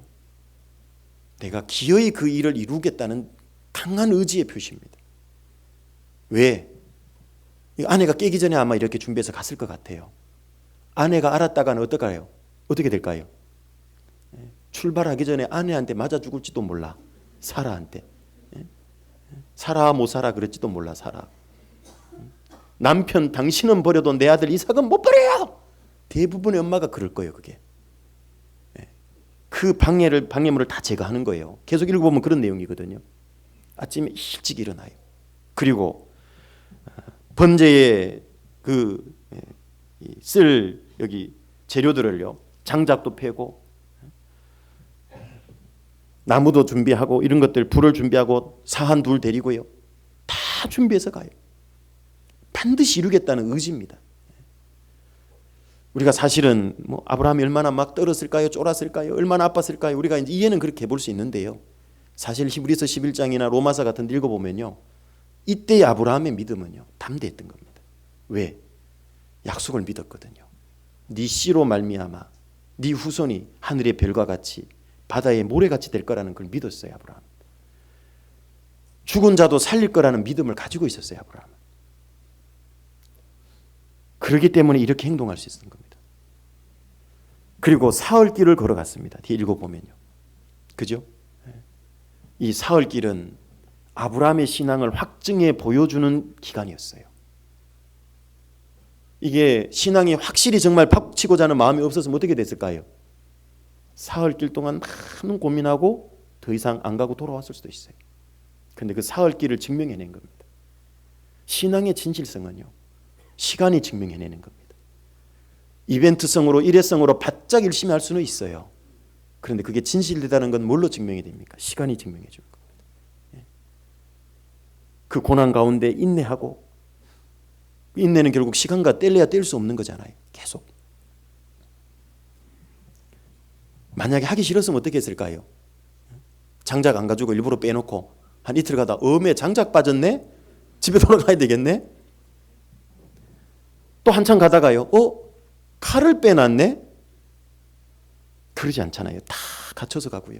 심지어는 이제 모리아산이 가까우니까요, 사한을 딱 떼놓고 가잖아요. 왜 떼놓고 갑니까? 이 사한 데려갔다가는요, 사한이 아브라함을 막았을 게 뻔하거든요. 주인님 제정신이냐고. 그래서 떼놓고 가요. 이삭만 데리고 가요. 그리고 이 이삭이요, 예수님에 대한 구약의 예수님의 모형과 그림자에 가장 가까웠던 사람이요, 요셉이고요. 또 한 사람 또 찾아본다면 이삭이기도 합니다. 이삭도 예수님을 예표하는 사람 중에 하나예요. 묵묵히 아버지한테 잡아 죽이려고 하니까 묵묵히 죽잖아요. 예수님도 묵묵히 순종하셔서 죽으시잖아요. 드디어 아브라함이요, 진짜 칼을 들었어요. 이거 토막 내려고요, 진짜 내리치려고 그랬어요. 진짜. 그러니까 이게 진짜 내리치려고 하니까 하나님께서 10절에 11절에 10절 11절을 보시면 10절입니다. 손을 내밀어 칼을 잡고 그 아들을 잡으려 하더니, 짐승 잡듯이 아직 잡아 죽이려고 이제 여호와의 사자가 하늘에서부터 그를 불러 가라사대 아브라함아 아브라함아. 못 들을까 봐. 아브라함이 이거 내려쳐서 토막 치려고 지금 집중하고 있거든요. 아브라함아 아브라함아 두 번 불렀어요. 가로되 내가 여기 있나이다. 12절에 사자가 가라사대 그 아이에게 네 손을 대지 말라. 아무 일도 그에게 하지 말라. 내가 내 아들 내 독자라도 내게 아끼지 아니하였은즉 내가 이제야 내가 하나님을 경외하는 줄을 아노라. 하나님 경외는 뭘로 증명하는지 아세요? 사랑으로 증명합니다. 경외는 좀 어려운 단어죠. 공경하고 두려워할 자로 한다는 것. 막연히 무서운 것에 대한 두려움이 아니에요. 경외는 하나님에 대한 경외의 가장 쉬운 개념은요, 사랑입니다. 사랑. 그래서 성경에서 사랑이라는 단어가 최초로 나온 데가 바로 아까 22장 그 말씀입니다. 네 사랑하는 독자. 그 사랑이라는 말 거기 처음 나와요. 그러면 이삭을 하나님께 바친다는 건 뭐죠? 누구를 더 사랑해야 이삭을 바칠 수 있죠? 하나님 더 사랑해요. 하나님을 가장 사랑하는 게 하나님을 가장 잘 경외하는 거예요. 가장 쉬운 개념이죠. 그죠? 모리아 산에서는 아무도 안 죽었어요. 실제로는. 그런데 하나님 볼 때는 두 사람이 죽었어요. 실제는 아무도 안 죽었는데 하나님 볼 때는 두 사람이 죽었어요. 누구하고 누가 죽었을까요?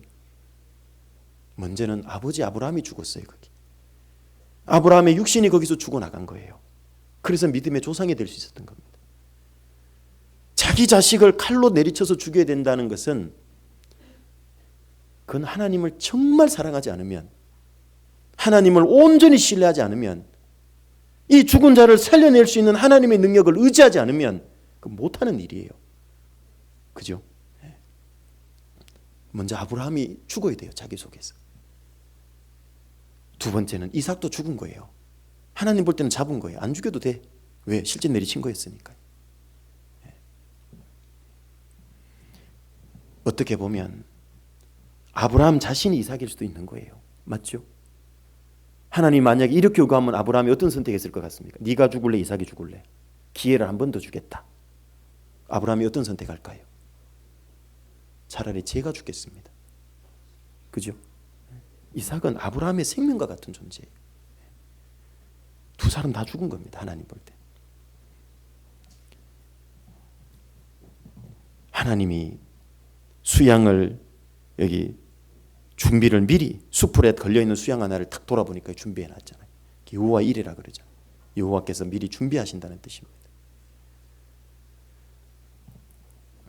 여기서도 첫 번째 요소가 아까 발견됐죠. 결단입니다. 어디까지? 죽기까지. 그리고 두 번째 요소도 발견될 수 있죠. 하나님을 움직이게 하는 우선순위의 문제인데요. 그게 다르게 표현하면 사랑입니다. 하나님을 가장 사랑하는 사람, 하나님을 가장 우선적으로 사랑하는 사람, 그 사람을 위해서는 하나님이 안 움직일 수가 없어요. 그죠? 안 움직일 수가 없어요. 왜 내 삶 가운데는 하나님의 역사가 경험이 안 될까? 그거 살펴보셔야 돼요. 혹시 하나님보다 내가 더 사랑하는 게 있는 건 아닌가? 원래 그런 게 있었다면 우선순위를 바로 잡아야 됩니다. 하나님을 가장 높이 올려놔야 됩니다. 그러면 하나님은 그 사람을 위해서 일해요. 그 사람을 위해서. 또 하나의 사건 아시죠?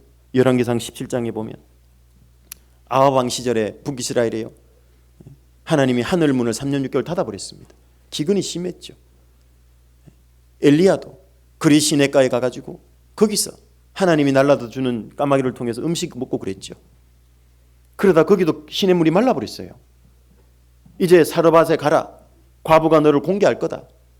갔는데요. 사르밧이라는 지역에 갔는데 마침 성 밖에서 나무를 주워 모으는 사르밧 과부를 만나죠. 뭐 하냐고 물으니까요. 집에 아들하고 자기하고 둘이 있는데 통에는 가루 한 움큼밖에 없다고. 병에는 기름이 조금 남았다고.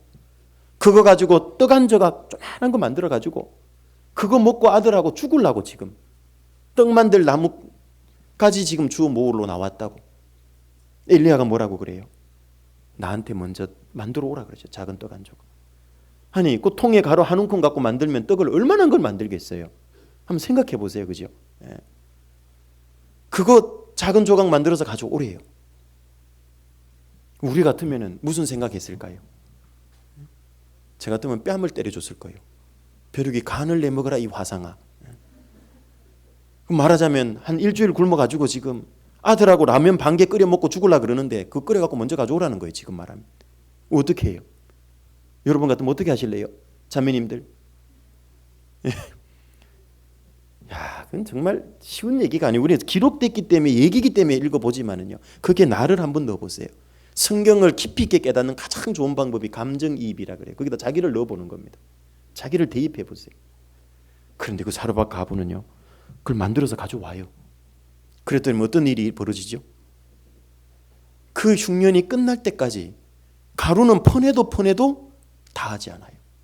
기름은 써도 다하지 않아요.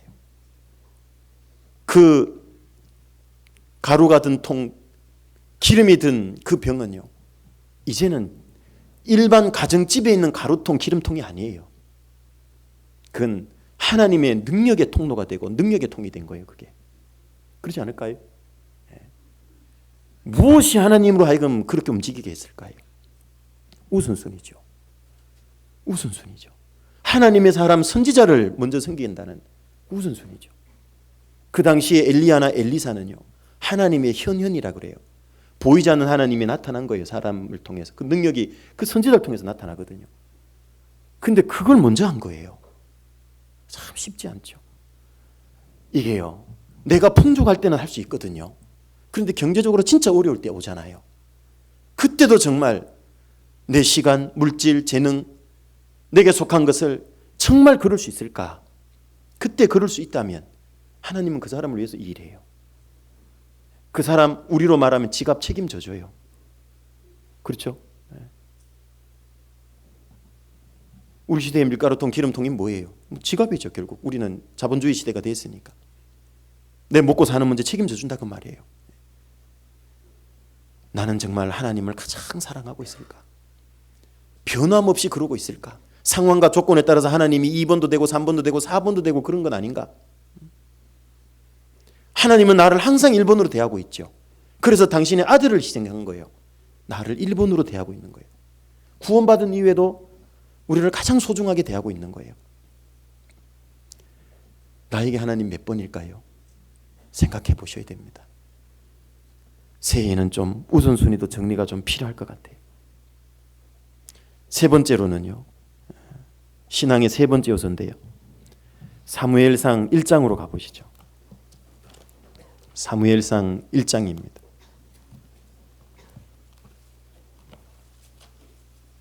(1장 10절로 가보겠습니다.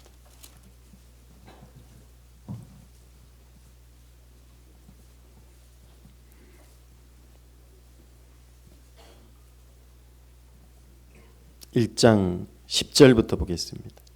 10절부터 11절 두 절을 같이 읽겠습니다.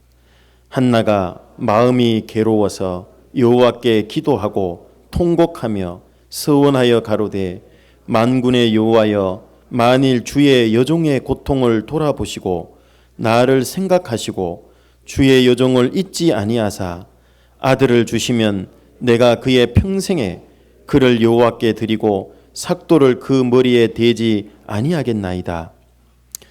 이 한나에게는 자녀가 없었잖아요. 엘가나라고 하는 사람이 있었는데 1절에 보면요, 아내가 둘이었습니다. 분인나와 한나였습니다. 이 분인나에게는 자녀가 있었죠. 한나에게는 자녀가 없어요. 그래서 이 분인나가요, 맨날 한나를 분인하게 만들었어요. 다시는 안 잊어버리실 겁니다. 이름이 딱 그래요, 그죠? 왜? 난 자녀가 있고 여기는 없으니까. 이 분인나가 분인하게 하니까요, 한나는 한이 난 거예요. 맨날. 안 헷갈리시겠죠? 그래서 맨날 하나님께 제사 드리고 올 때가 되면요, 너무 마음이 아픈 거예요. 그래서 남편 엘가나가요, 정말 분깃을 2배나 주고 막 그 위로해 주려고. 근데 그걸로 위로가 안 돼요.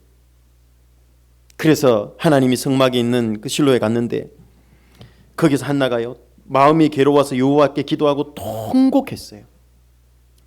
중심으로 울면서 기도한 거예요.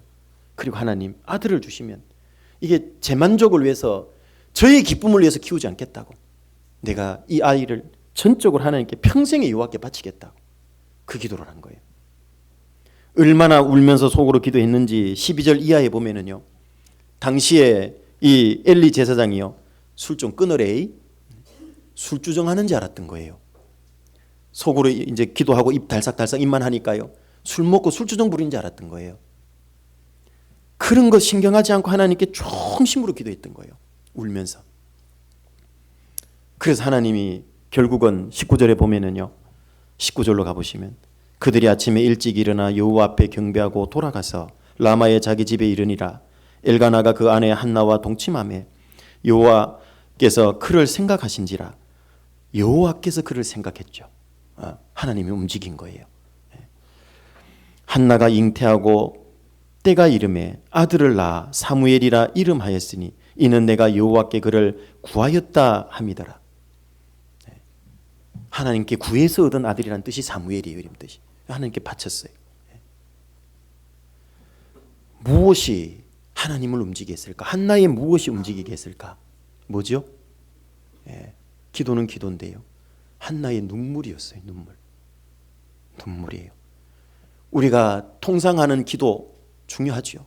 그러나 그 기도에 정말 눈물이 함께 섞인 기도라면 그 기도가 힘이 있는 거예요. 하나님을 움직이는 기도인 거예요. 여러분, 올 한 해 나는 얼마나 주님께 기도할 때 울어봤을까요? 얼마나 신앙 때문에 나의 부족과 허물 때문에 울어봤고 통회해 봤을까요? 그죠? 또 하나님이 주신 은혜와 하나님 주신 베풀어 주신 그 능력 때문에 얼마의 감사의 눈물을 한번 울어봤을까요? 구원받은 이후로, 구원받고 나서 처음에는 좀 눈물이 있었는데 몇 년 지나고 수십 년 지나니까요, 언제부턴가 신앙의 눈물이 메말라가고 있는 건 아닌지 모르겠어요. 시편 84편에 그리스도인이 걸어가는 길은 눈물 골짜기라 그랬는데 내 골짜기는 왜 눈물이 하나도 없죠? 주님과 함께 고난받기를 싫어하면 눈물 흘릴 일도 없습니다. 그리스도인이 세상 사람처럼 살아가면 눈물 흘릴 일이 없습니다. 그러나 그리스도인이 그리스도인답게 살기 시작하면 눈물 흘릴 일 많습니다. 그렇지 않을까요? 이제는 우리가 신앙이 이제는 내년에는 좀 메마른 그리스도인이 아니라요, 정말 주님의 마음도 공감하고 형제자매들 마음도 공감하고 그래서 같이 진짜 아파하고 성경 말씀대로 우는 자들과 함께 울고 기뻐하는 자들과 함께 기뻐할 수 있는 그런 우리 한 사람 한 사람이 되면 얼마나 좋을까요? 그죠? 하나님이 우리 교회 안에 얼마나 크게 역사를 더 많이 하실까요? 올해도 많이 하셨지만. 이사야 38장에 보면은요, 그 유명한 히스기야의 기도가 있습니다. 이사야 38장으로 한번 잠깐 가보세요.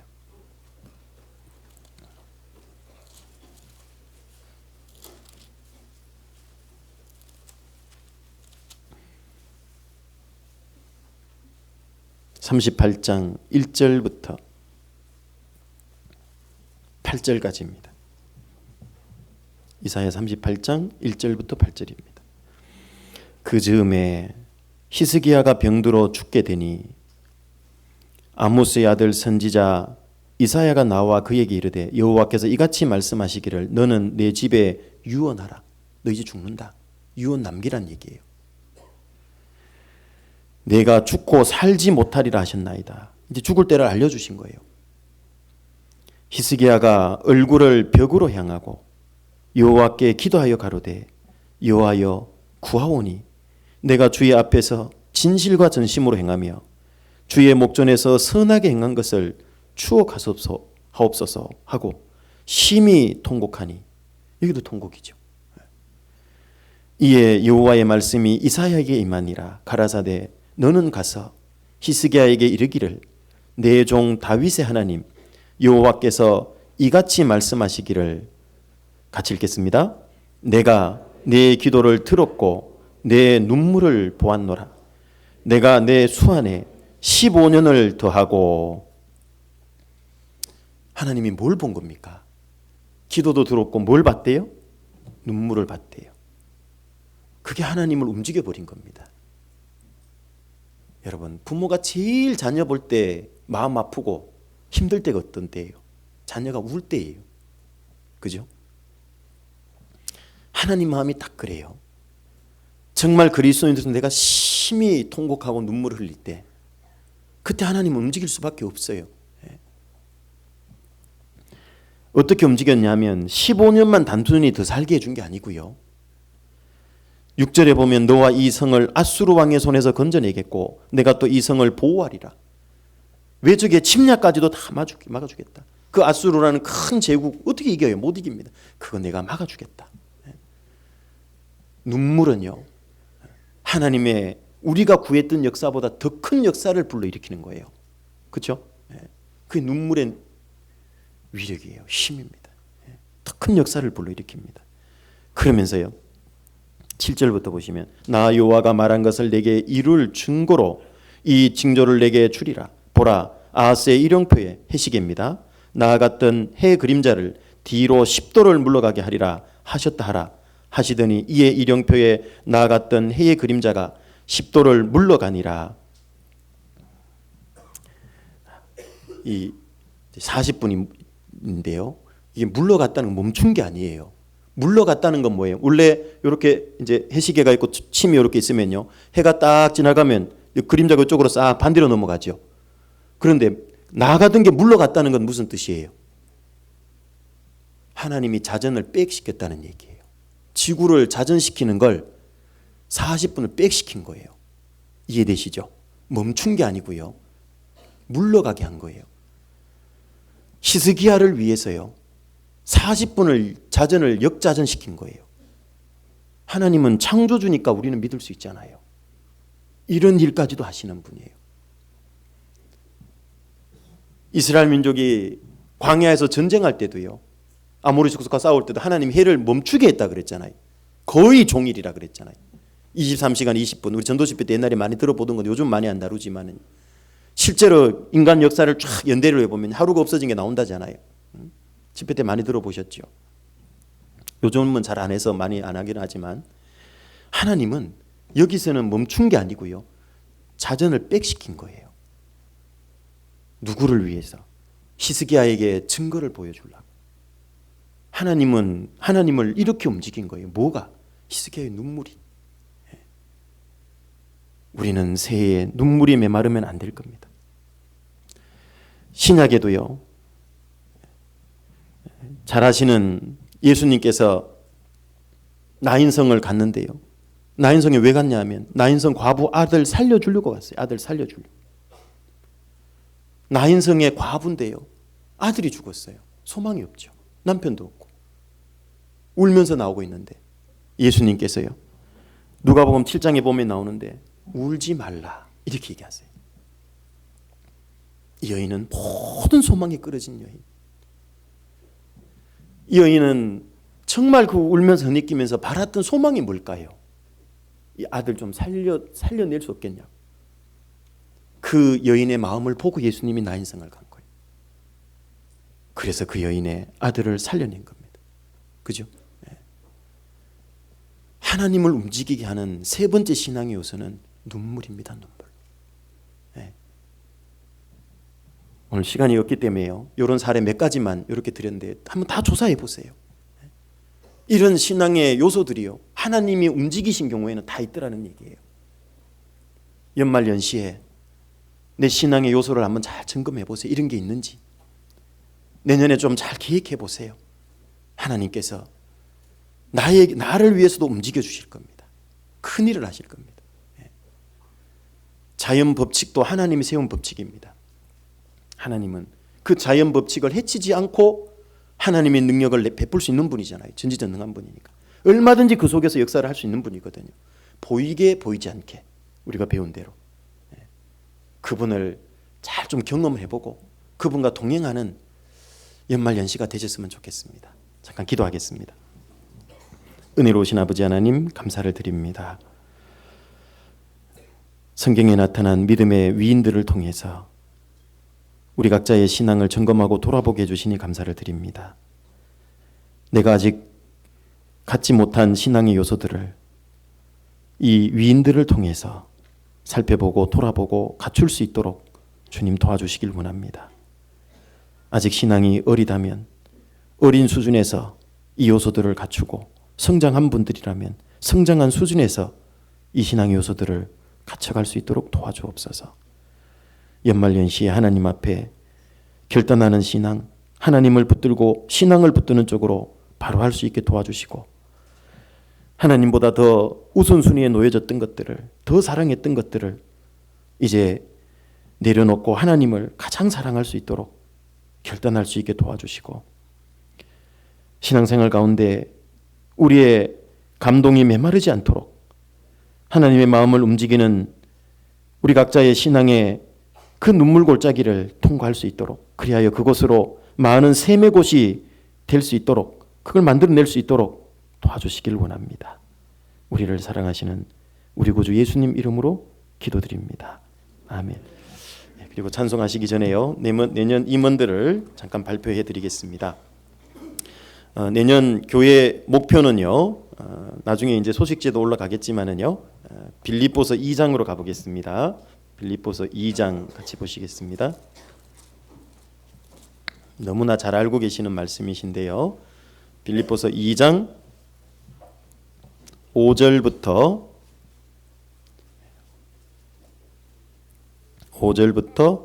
8절까지, 5절부터 8절 같이 읽어보시겠습니다.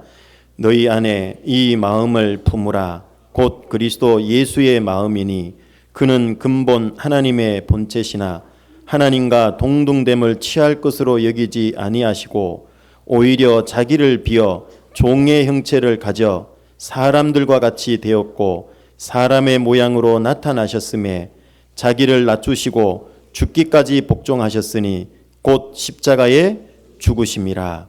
네. 요거 내년인데요, 꼭 외우셔야 되겠습니다. 아마 잘 알고 있는 말씀이라 대부분 외우고 계실 겁니다. 네. 올해도 교회 목표 말씀이 고린도전서 13장 11절인데요. 끝나가는데 혹시 못 외우고 계신다면 내년에는 한번 외워봅시다. 네, 외워보시고요. 그래서 교회 목표는 그리스도 예수의 마음을 본받는 교회, 이렇게 제목을 교회 목표를 정했습니다. 그리스도 예수의 마음을 여기 품으라 그랬으니까 그리스도 예수의 마음을 본받는 교회, 이렇게 정했고요. 구체적으로 어떻게 본받을까 4가지 키워드를 정했습니다. 첫 번째는 겸손, 온유가 포함된 겸손이겠죠. 두 번째는 공감입니다. 여기 본문에 보니까 예수님은 자기를 비워서 겸손해셨죠. 왜 그랬습니까? 우리와 똑같은 몸을 입으려고, 공감하려고, 우리의 아픔을 똑같이 경험해 보시고 우리의 문제가 뭔지를 아시려고. 공감입니다. 세 번째로는 십자가에 죽기까지 복종하신 겁니다. 맞습니까? 세 번째는 복종입니다. 어떻게? 네 번째는 희생을 통해서. 4가지가 키워드입니다. 예수님이 하셨던 겸손, 공감, 복종, 희생. 이걸 내년에 한번 꼭 이루어봤으면 좋겠습니다. 가장 아름다운 목표이지 않을까. 올해까지 어린아이를 이제 버렸다면 이제는 내년에는 좀 장성한 목표가 필요하지 않겠어요? 그리스도의 장성한 분량에 이르도록 자라가라 그랬잖아요. 이제는 내년에는 확 양주교회가 장성하고 성장하는 그런 한 해가 되고, 또 이제 부목사님도 오시는데요, 아마 하나님이 많은 계획을 가지고 계실 겁니다. 엄청난 성장을 할 거라고 저는 믿습니다. 그래서 목표도 그리스도 예수의 마음을 본받는 교회, 이렇게 정했습니다. 원래 임원들은 뭐 많이 바뀌시지는 않은데요, 특별히 이제 개인적으로 좀 바꿔주시면 좋겠다라고 개인 사정이 있어서 좀 부탁했던 분들 위주로 좀 바꿨고요. 여기 이제 좀 불러드리겠습니다. 이제 뒤쪽이나 1층에도 다 미리 이제 나가시면 붙여놔셨을 건데요, 놓으셨을 건데 보시면 되겠고요. 좀 빨리 부르겠습니다. 집사님은 그냥 7분 그대로입니다. 자문위원입니다. 목회 자문위원, 언제라도 저한테 교회에 좀 고쳐야 될 거나 필요한 것들은 항상 얘기해 주시면 되겠습니다. 은빛 장년회입니다. 호칭은 생략하고 이름만 부르겠습니다. 회장 김용신, 부회장 김영수, 총무 김민석 윤순분, 회계 박영란, 서기 이규화, 신방부장 송양우, 팀원 이강덕 윤창식 함수복, 김가임 김금래 김도자 김명임 박숙자 최희자, 봉사회 회장 박상정, 총무 안종대, 회계 정 이주석, 부 이상무 전호웅 최인수 황규황, 지출 홍재익, 봉사회 서기 황인동, 친교부 부장 전호웅, 총무 황인동, 봉사위원 박상정 안종대 오승교 이주석 전호웅 최인수 한병훈 황규황 황인동. 성찬위원은 봉사위원들하고 교구장하고 구역장님이 해주시면 되겠습니다. 다음은 어머니입니다. 회장 김미영, 총무 김정래, 회계 정은미, 서기 김경희, 영빈부 부장 김유화, 총무 심영애, 판매부 부장 박종란, 총무회계 박영희, 봉사자는 김경희, 김채연, 심령의 정은미, 전현정, 작년과 거의 변함이 없습니다. 유아부 부장 허아름, 총무 오수빈, 주방부 부장 권명숙, 총무 22구역 김미화, 전도 신방부 부장 윤정미, 총무 김효경, 손진남, 이영미, 봉사는 교구조장님들 함께 도와주시면 되겠습니다. 의상팀은 팀장 김유아, 총무는 서미화, 봉사는 김정래, 김진, 김효경, 이경엽, 이루나, 이영미, 언느르 자르갈 자매님. 청년회 회장 최중철, 총무 김봉식, 형제부장 김상우, 자매부장 권예나, 회계 이유빈, 믿음부 부장 김신아, 차장 이재성, 김진숙, 총무 이수인, 소망부 부장 오정연, 차장 박원산 이유리, 총무 박가람, 사랑부 부장 김상우, 차장 이영덕 유은희, 총무 김예은, 대학부 부장 박원산, 차장 신민철 이수인, 총무 김예은, 서기 최사랑, 유초동부 교회학교 유초동부입니다. 부장 김학동, 교무 유치부 오정연, 초동부 김봉식, 회계 이경엽, 서기 손하은, 유초동부 공가설교 유치부는 안종대, 전호홍, 홍재익, 초동부는 최인수, 전호웅, 홍재익 작년과 같이 공과설교 하시면 되겠고요. 중고동부는 부장 박현웅, 교무 김신아, 회계석이 이승미. 중고동부는 이제 새해부터는 공과설교를 형제님들이 들어가지 않고요. 저하고 부목사님하고 부장님하고 주로 세 분이서 공과설교를 하기로 했습니다. 후원회입니다. 교회학교 후원회 회장 한병훈, 총무 윤용현, 권명숙, 김혜심. 후원회 봉사 후원 회원은 교회학교 학부모 유초 중고 전체가 회원이 되십니다. 아마 도움을 요청하면 학부모님들은 같이 도와주시면 좋겠고요. 교회학교 행사 있을 때 찬양대입니다. 대장 최대성, 총무 이재인, 김태은, 지휘 정 김용석, 부오철, 회계 박가람, 서기 김귀순, 찬송인도 정 최대성, 부윤용연, 전도 상담부입니다. 부장 황규왕, 총무 황인동, 상담인은 김학동, 박연웅, 안종대, 전호홍, 최중철, 홍지익 그대로입니다. 이삭부 부장 오승교, 차장 지거나 홍연표, 총무 박종란, 정윤희 그대로입니다. 방송실 실장 김송학, 총무 송하진, 홍연표 그대로고요.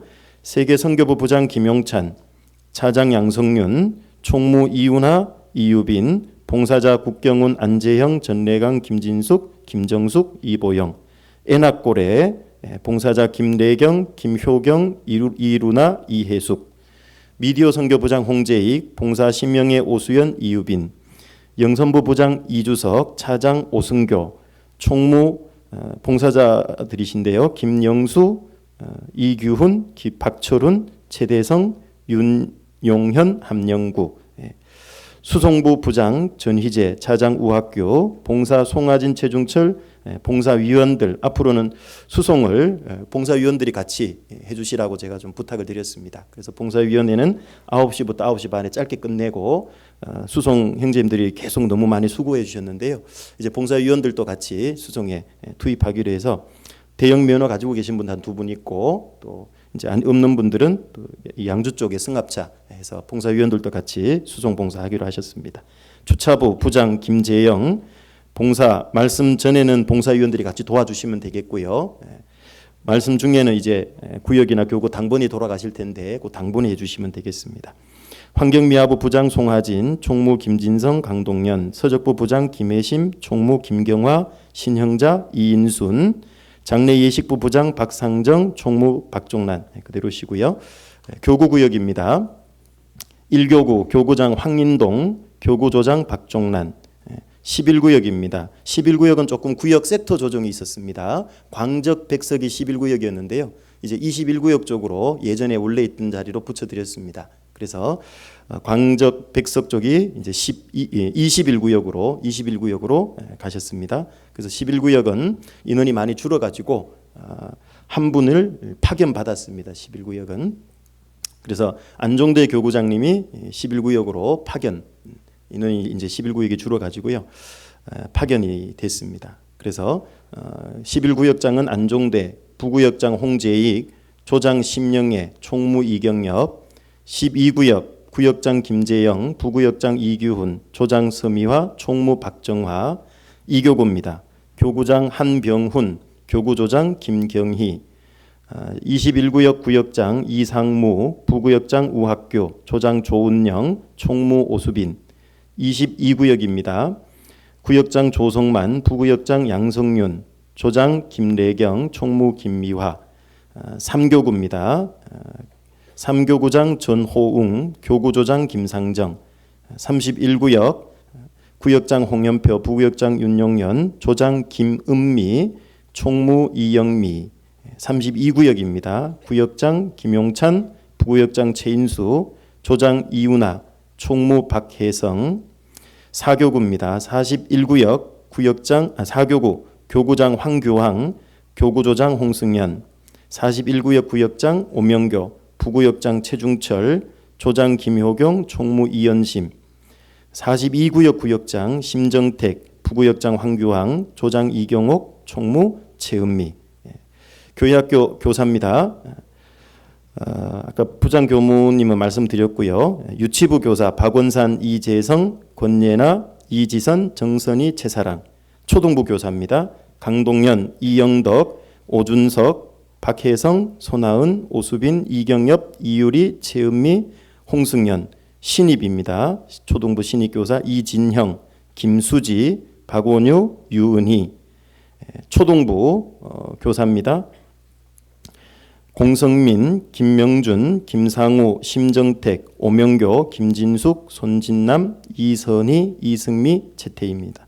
찬양대 테너 심경철, 원정재, 이재인, 전래강, 최대성. 베이스 안상민, 안재형, 오철, 신민철, 심어진. 소프라노 김기순, 김민아, 김상란, 김상옥, 김예은, 김은미, 김태은, 박가람, 박정화, 은옥화, 이연심, 이영미. 알토 서미아, 이경옥, 정원빛, 조은영. 찬양대 신입 권태현, 김수정. 관현악부 바이올린 남현정, 오미애, 이수인. 첼로 김상정, 조윤경. 클라리넷 윤용현. 플룻 김정래, 안성현. 피아노 정박경란, 부윤소영. 혹시 빠진 분이 있으시면 나 내년에 열심히 봉사하고 싶어요 하는 분은 저를 찾아와 주세요. 대환영입니다. 저 좀 제발 좀 봉사시켜 주세요 하는 분들은 오시고요. 내년에 발표했는데 바꿔주세요 하는 분은 오지 마세요. 네. 이 신앙생활 안 할 거면 몰라도 하실 거면 할 수 있는 만큼 최선만 다해 주시면 됩니다. 내게 능력 주시는 자 안에서 내가 모든 걸 할 수 있다 그랬기 때문에요. 내 능력으로 하는 게 아니고 주님 주시는 능력으로 하는 겁니다. 우리는 나를 보면 못합니다. 누가 하겠어요? 저도 설교 못합니다. 그런데 주님 주시는 능력 의지해서 하는 거기 때문에요. 그 능력 안에서 할 수 있는 겁니다. 꼭 기억해 주시면 좋겠습니다. 같이 찬양하시겠습니다. 기도 잠깐 임원들 위해서 하고 찬양하겠습니다.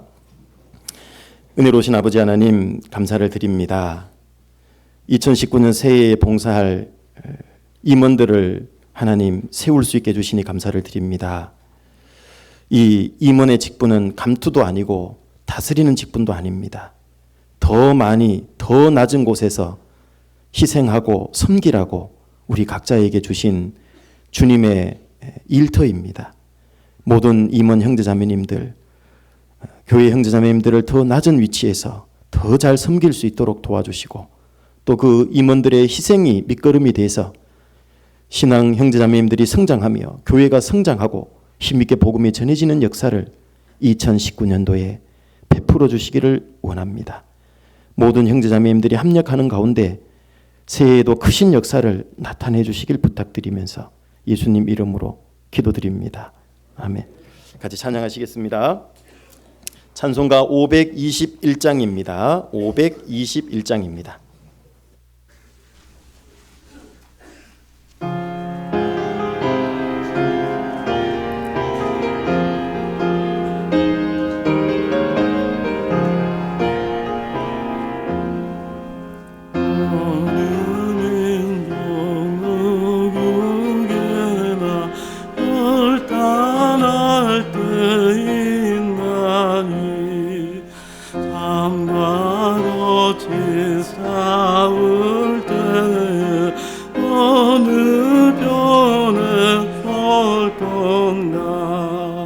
주가 주신 새 목표가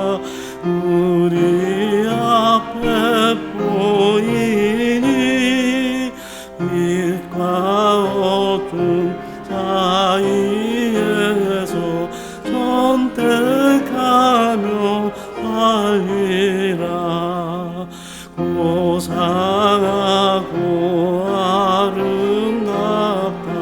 진리 편에 서는 일, 진리 위에 억압받고 명예이익 이뤘고 비겁한 자 물러서라.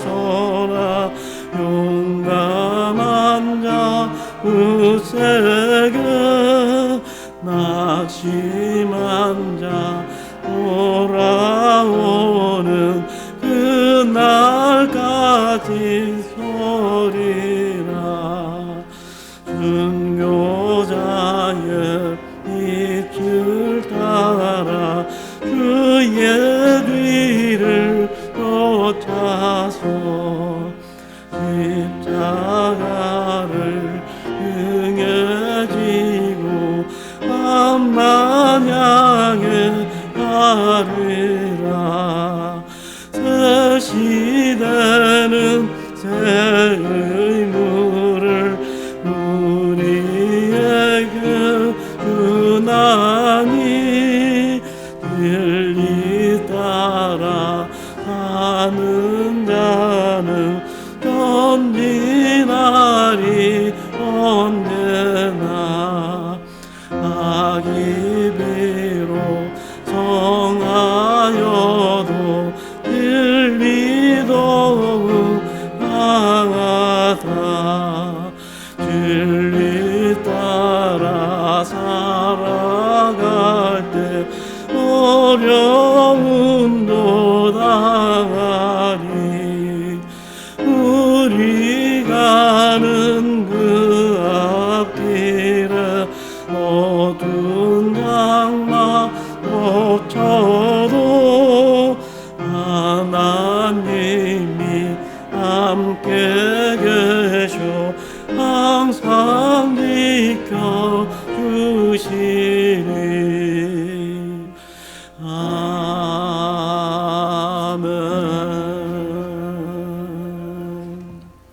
예, 광고해 주시겠습니다.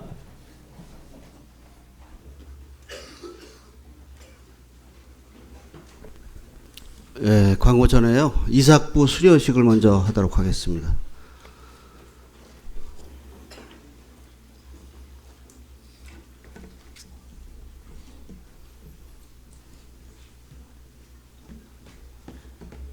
명단 있나요?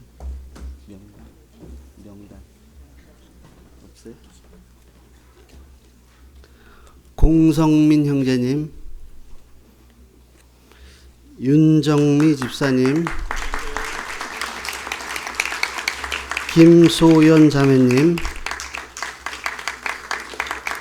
김수지 자매님, 이보영 자매님,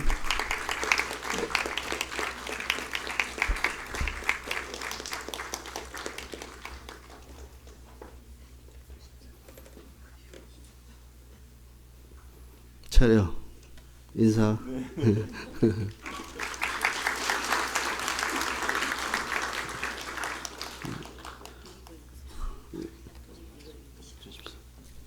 네, 수료증 공성민 형제 신앙 성장을 위한 체계적인 성경 공부 2018년 2월 4일부터 2018년 6월 24일 위 사람은 거듭난 그리스도인으로서 주님 오시는 그날까지 하나님의 자녀답게 성장하기 위해 성경 공부 새싹이 열매되어 19기 과정을 수료하였기에 이 증서를 수여합니다. 2018년 12월 23일 대한예수교 침례회 양주교회 담임목사 박경수.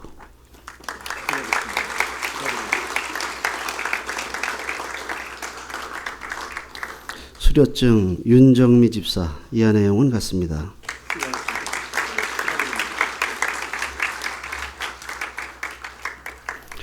수료증 김소연 자매님. 이하 내용은 같습니다.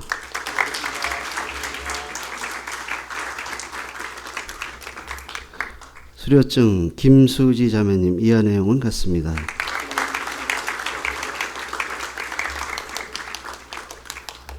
수료증 이보영 자매님, 이하 내용은 같습니다. 뒤로 돌아 인사. 들어가시죠.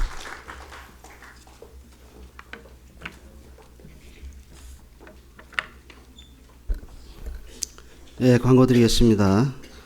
2019년도 대전도 집회가 1월 21일부터 한 주간 계획되어 있습니다. 그리고 중고등부 전도 집회는 1월 8일부터 계획되어 있습니다. 두 집회를 위해서 기도해 주시고 준비해 주시기 바랍니다. 그리고 2019년도 동계 수련회가 성인과 청년은 12월 30일부터 고등부는 1월 4일부터 2박 3일 일정으로 진행이 됩니다. 작년보다 사전 접수 인원이 좀 적은데요. 당일날 많이 참여를 해 주시기를 당부를 드립니다. 주간 일정 안내드리겠습니다. 내일은 성도교제의 밤 행사가 있습니다. 7시 반부터 있는데요. 6시부터 식사가 되니까요. 6시 전에 오셔서 식사하시고 은혜로운 시간이 되시기 바랍니다. 교회 소식 안내드리겠습니다. 성도 소식입니다. 어머니의 정윤희 자매님이 교통사고로 늘 푸른 병원에 입원하고 계십니다. 쾌유할 수 있도록 기도해 주시기 바랍니다. 그리고 박은영 형제님과 장복식 자매님이 부영 구단지로 이사 오셔서 함께 교제하시게 됐습니다. 금일 모임 안내해 드리겠습니다. 식사하시고요. 청소하신 다음에 이삭보 모임과 은장의 모임, 그리고 봉사부서 모임이 1시 반부터 있습니다. 그리고 성도교제밤 리허설은 3시 반에 이 장소에서 있습니다. 식사 맛있게 하십시오.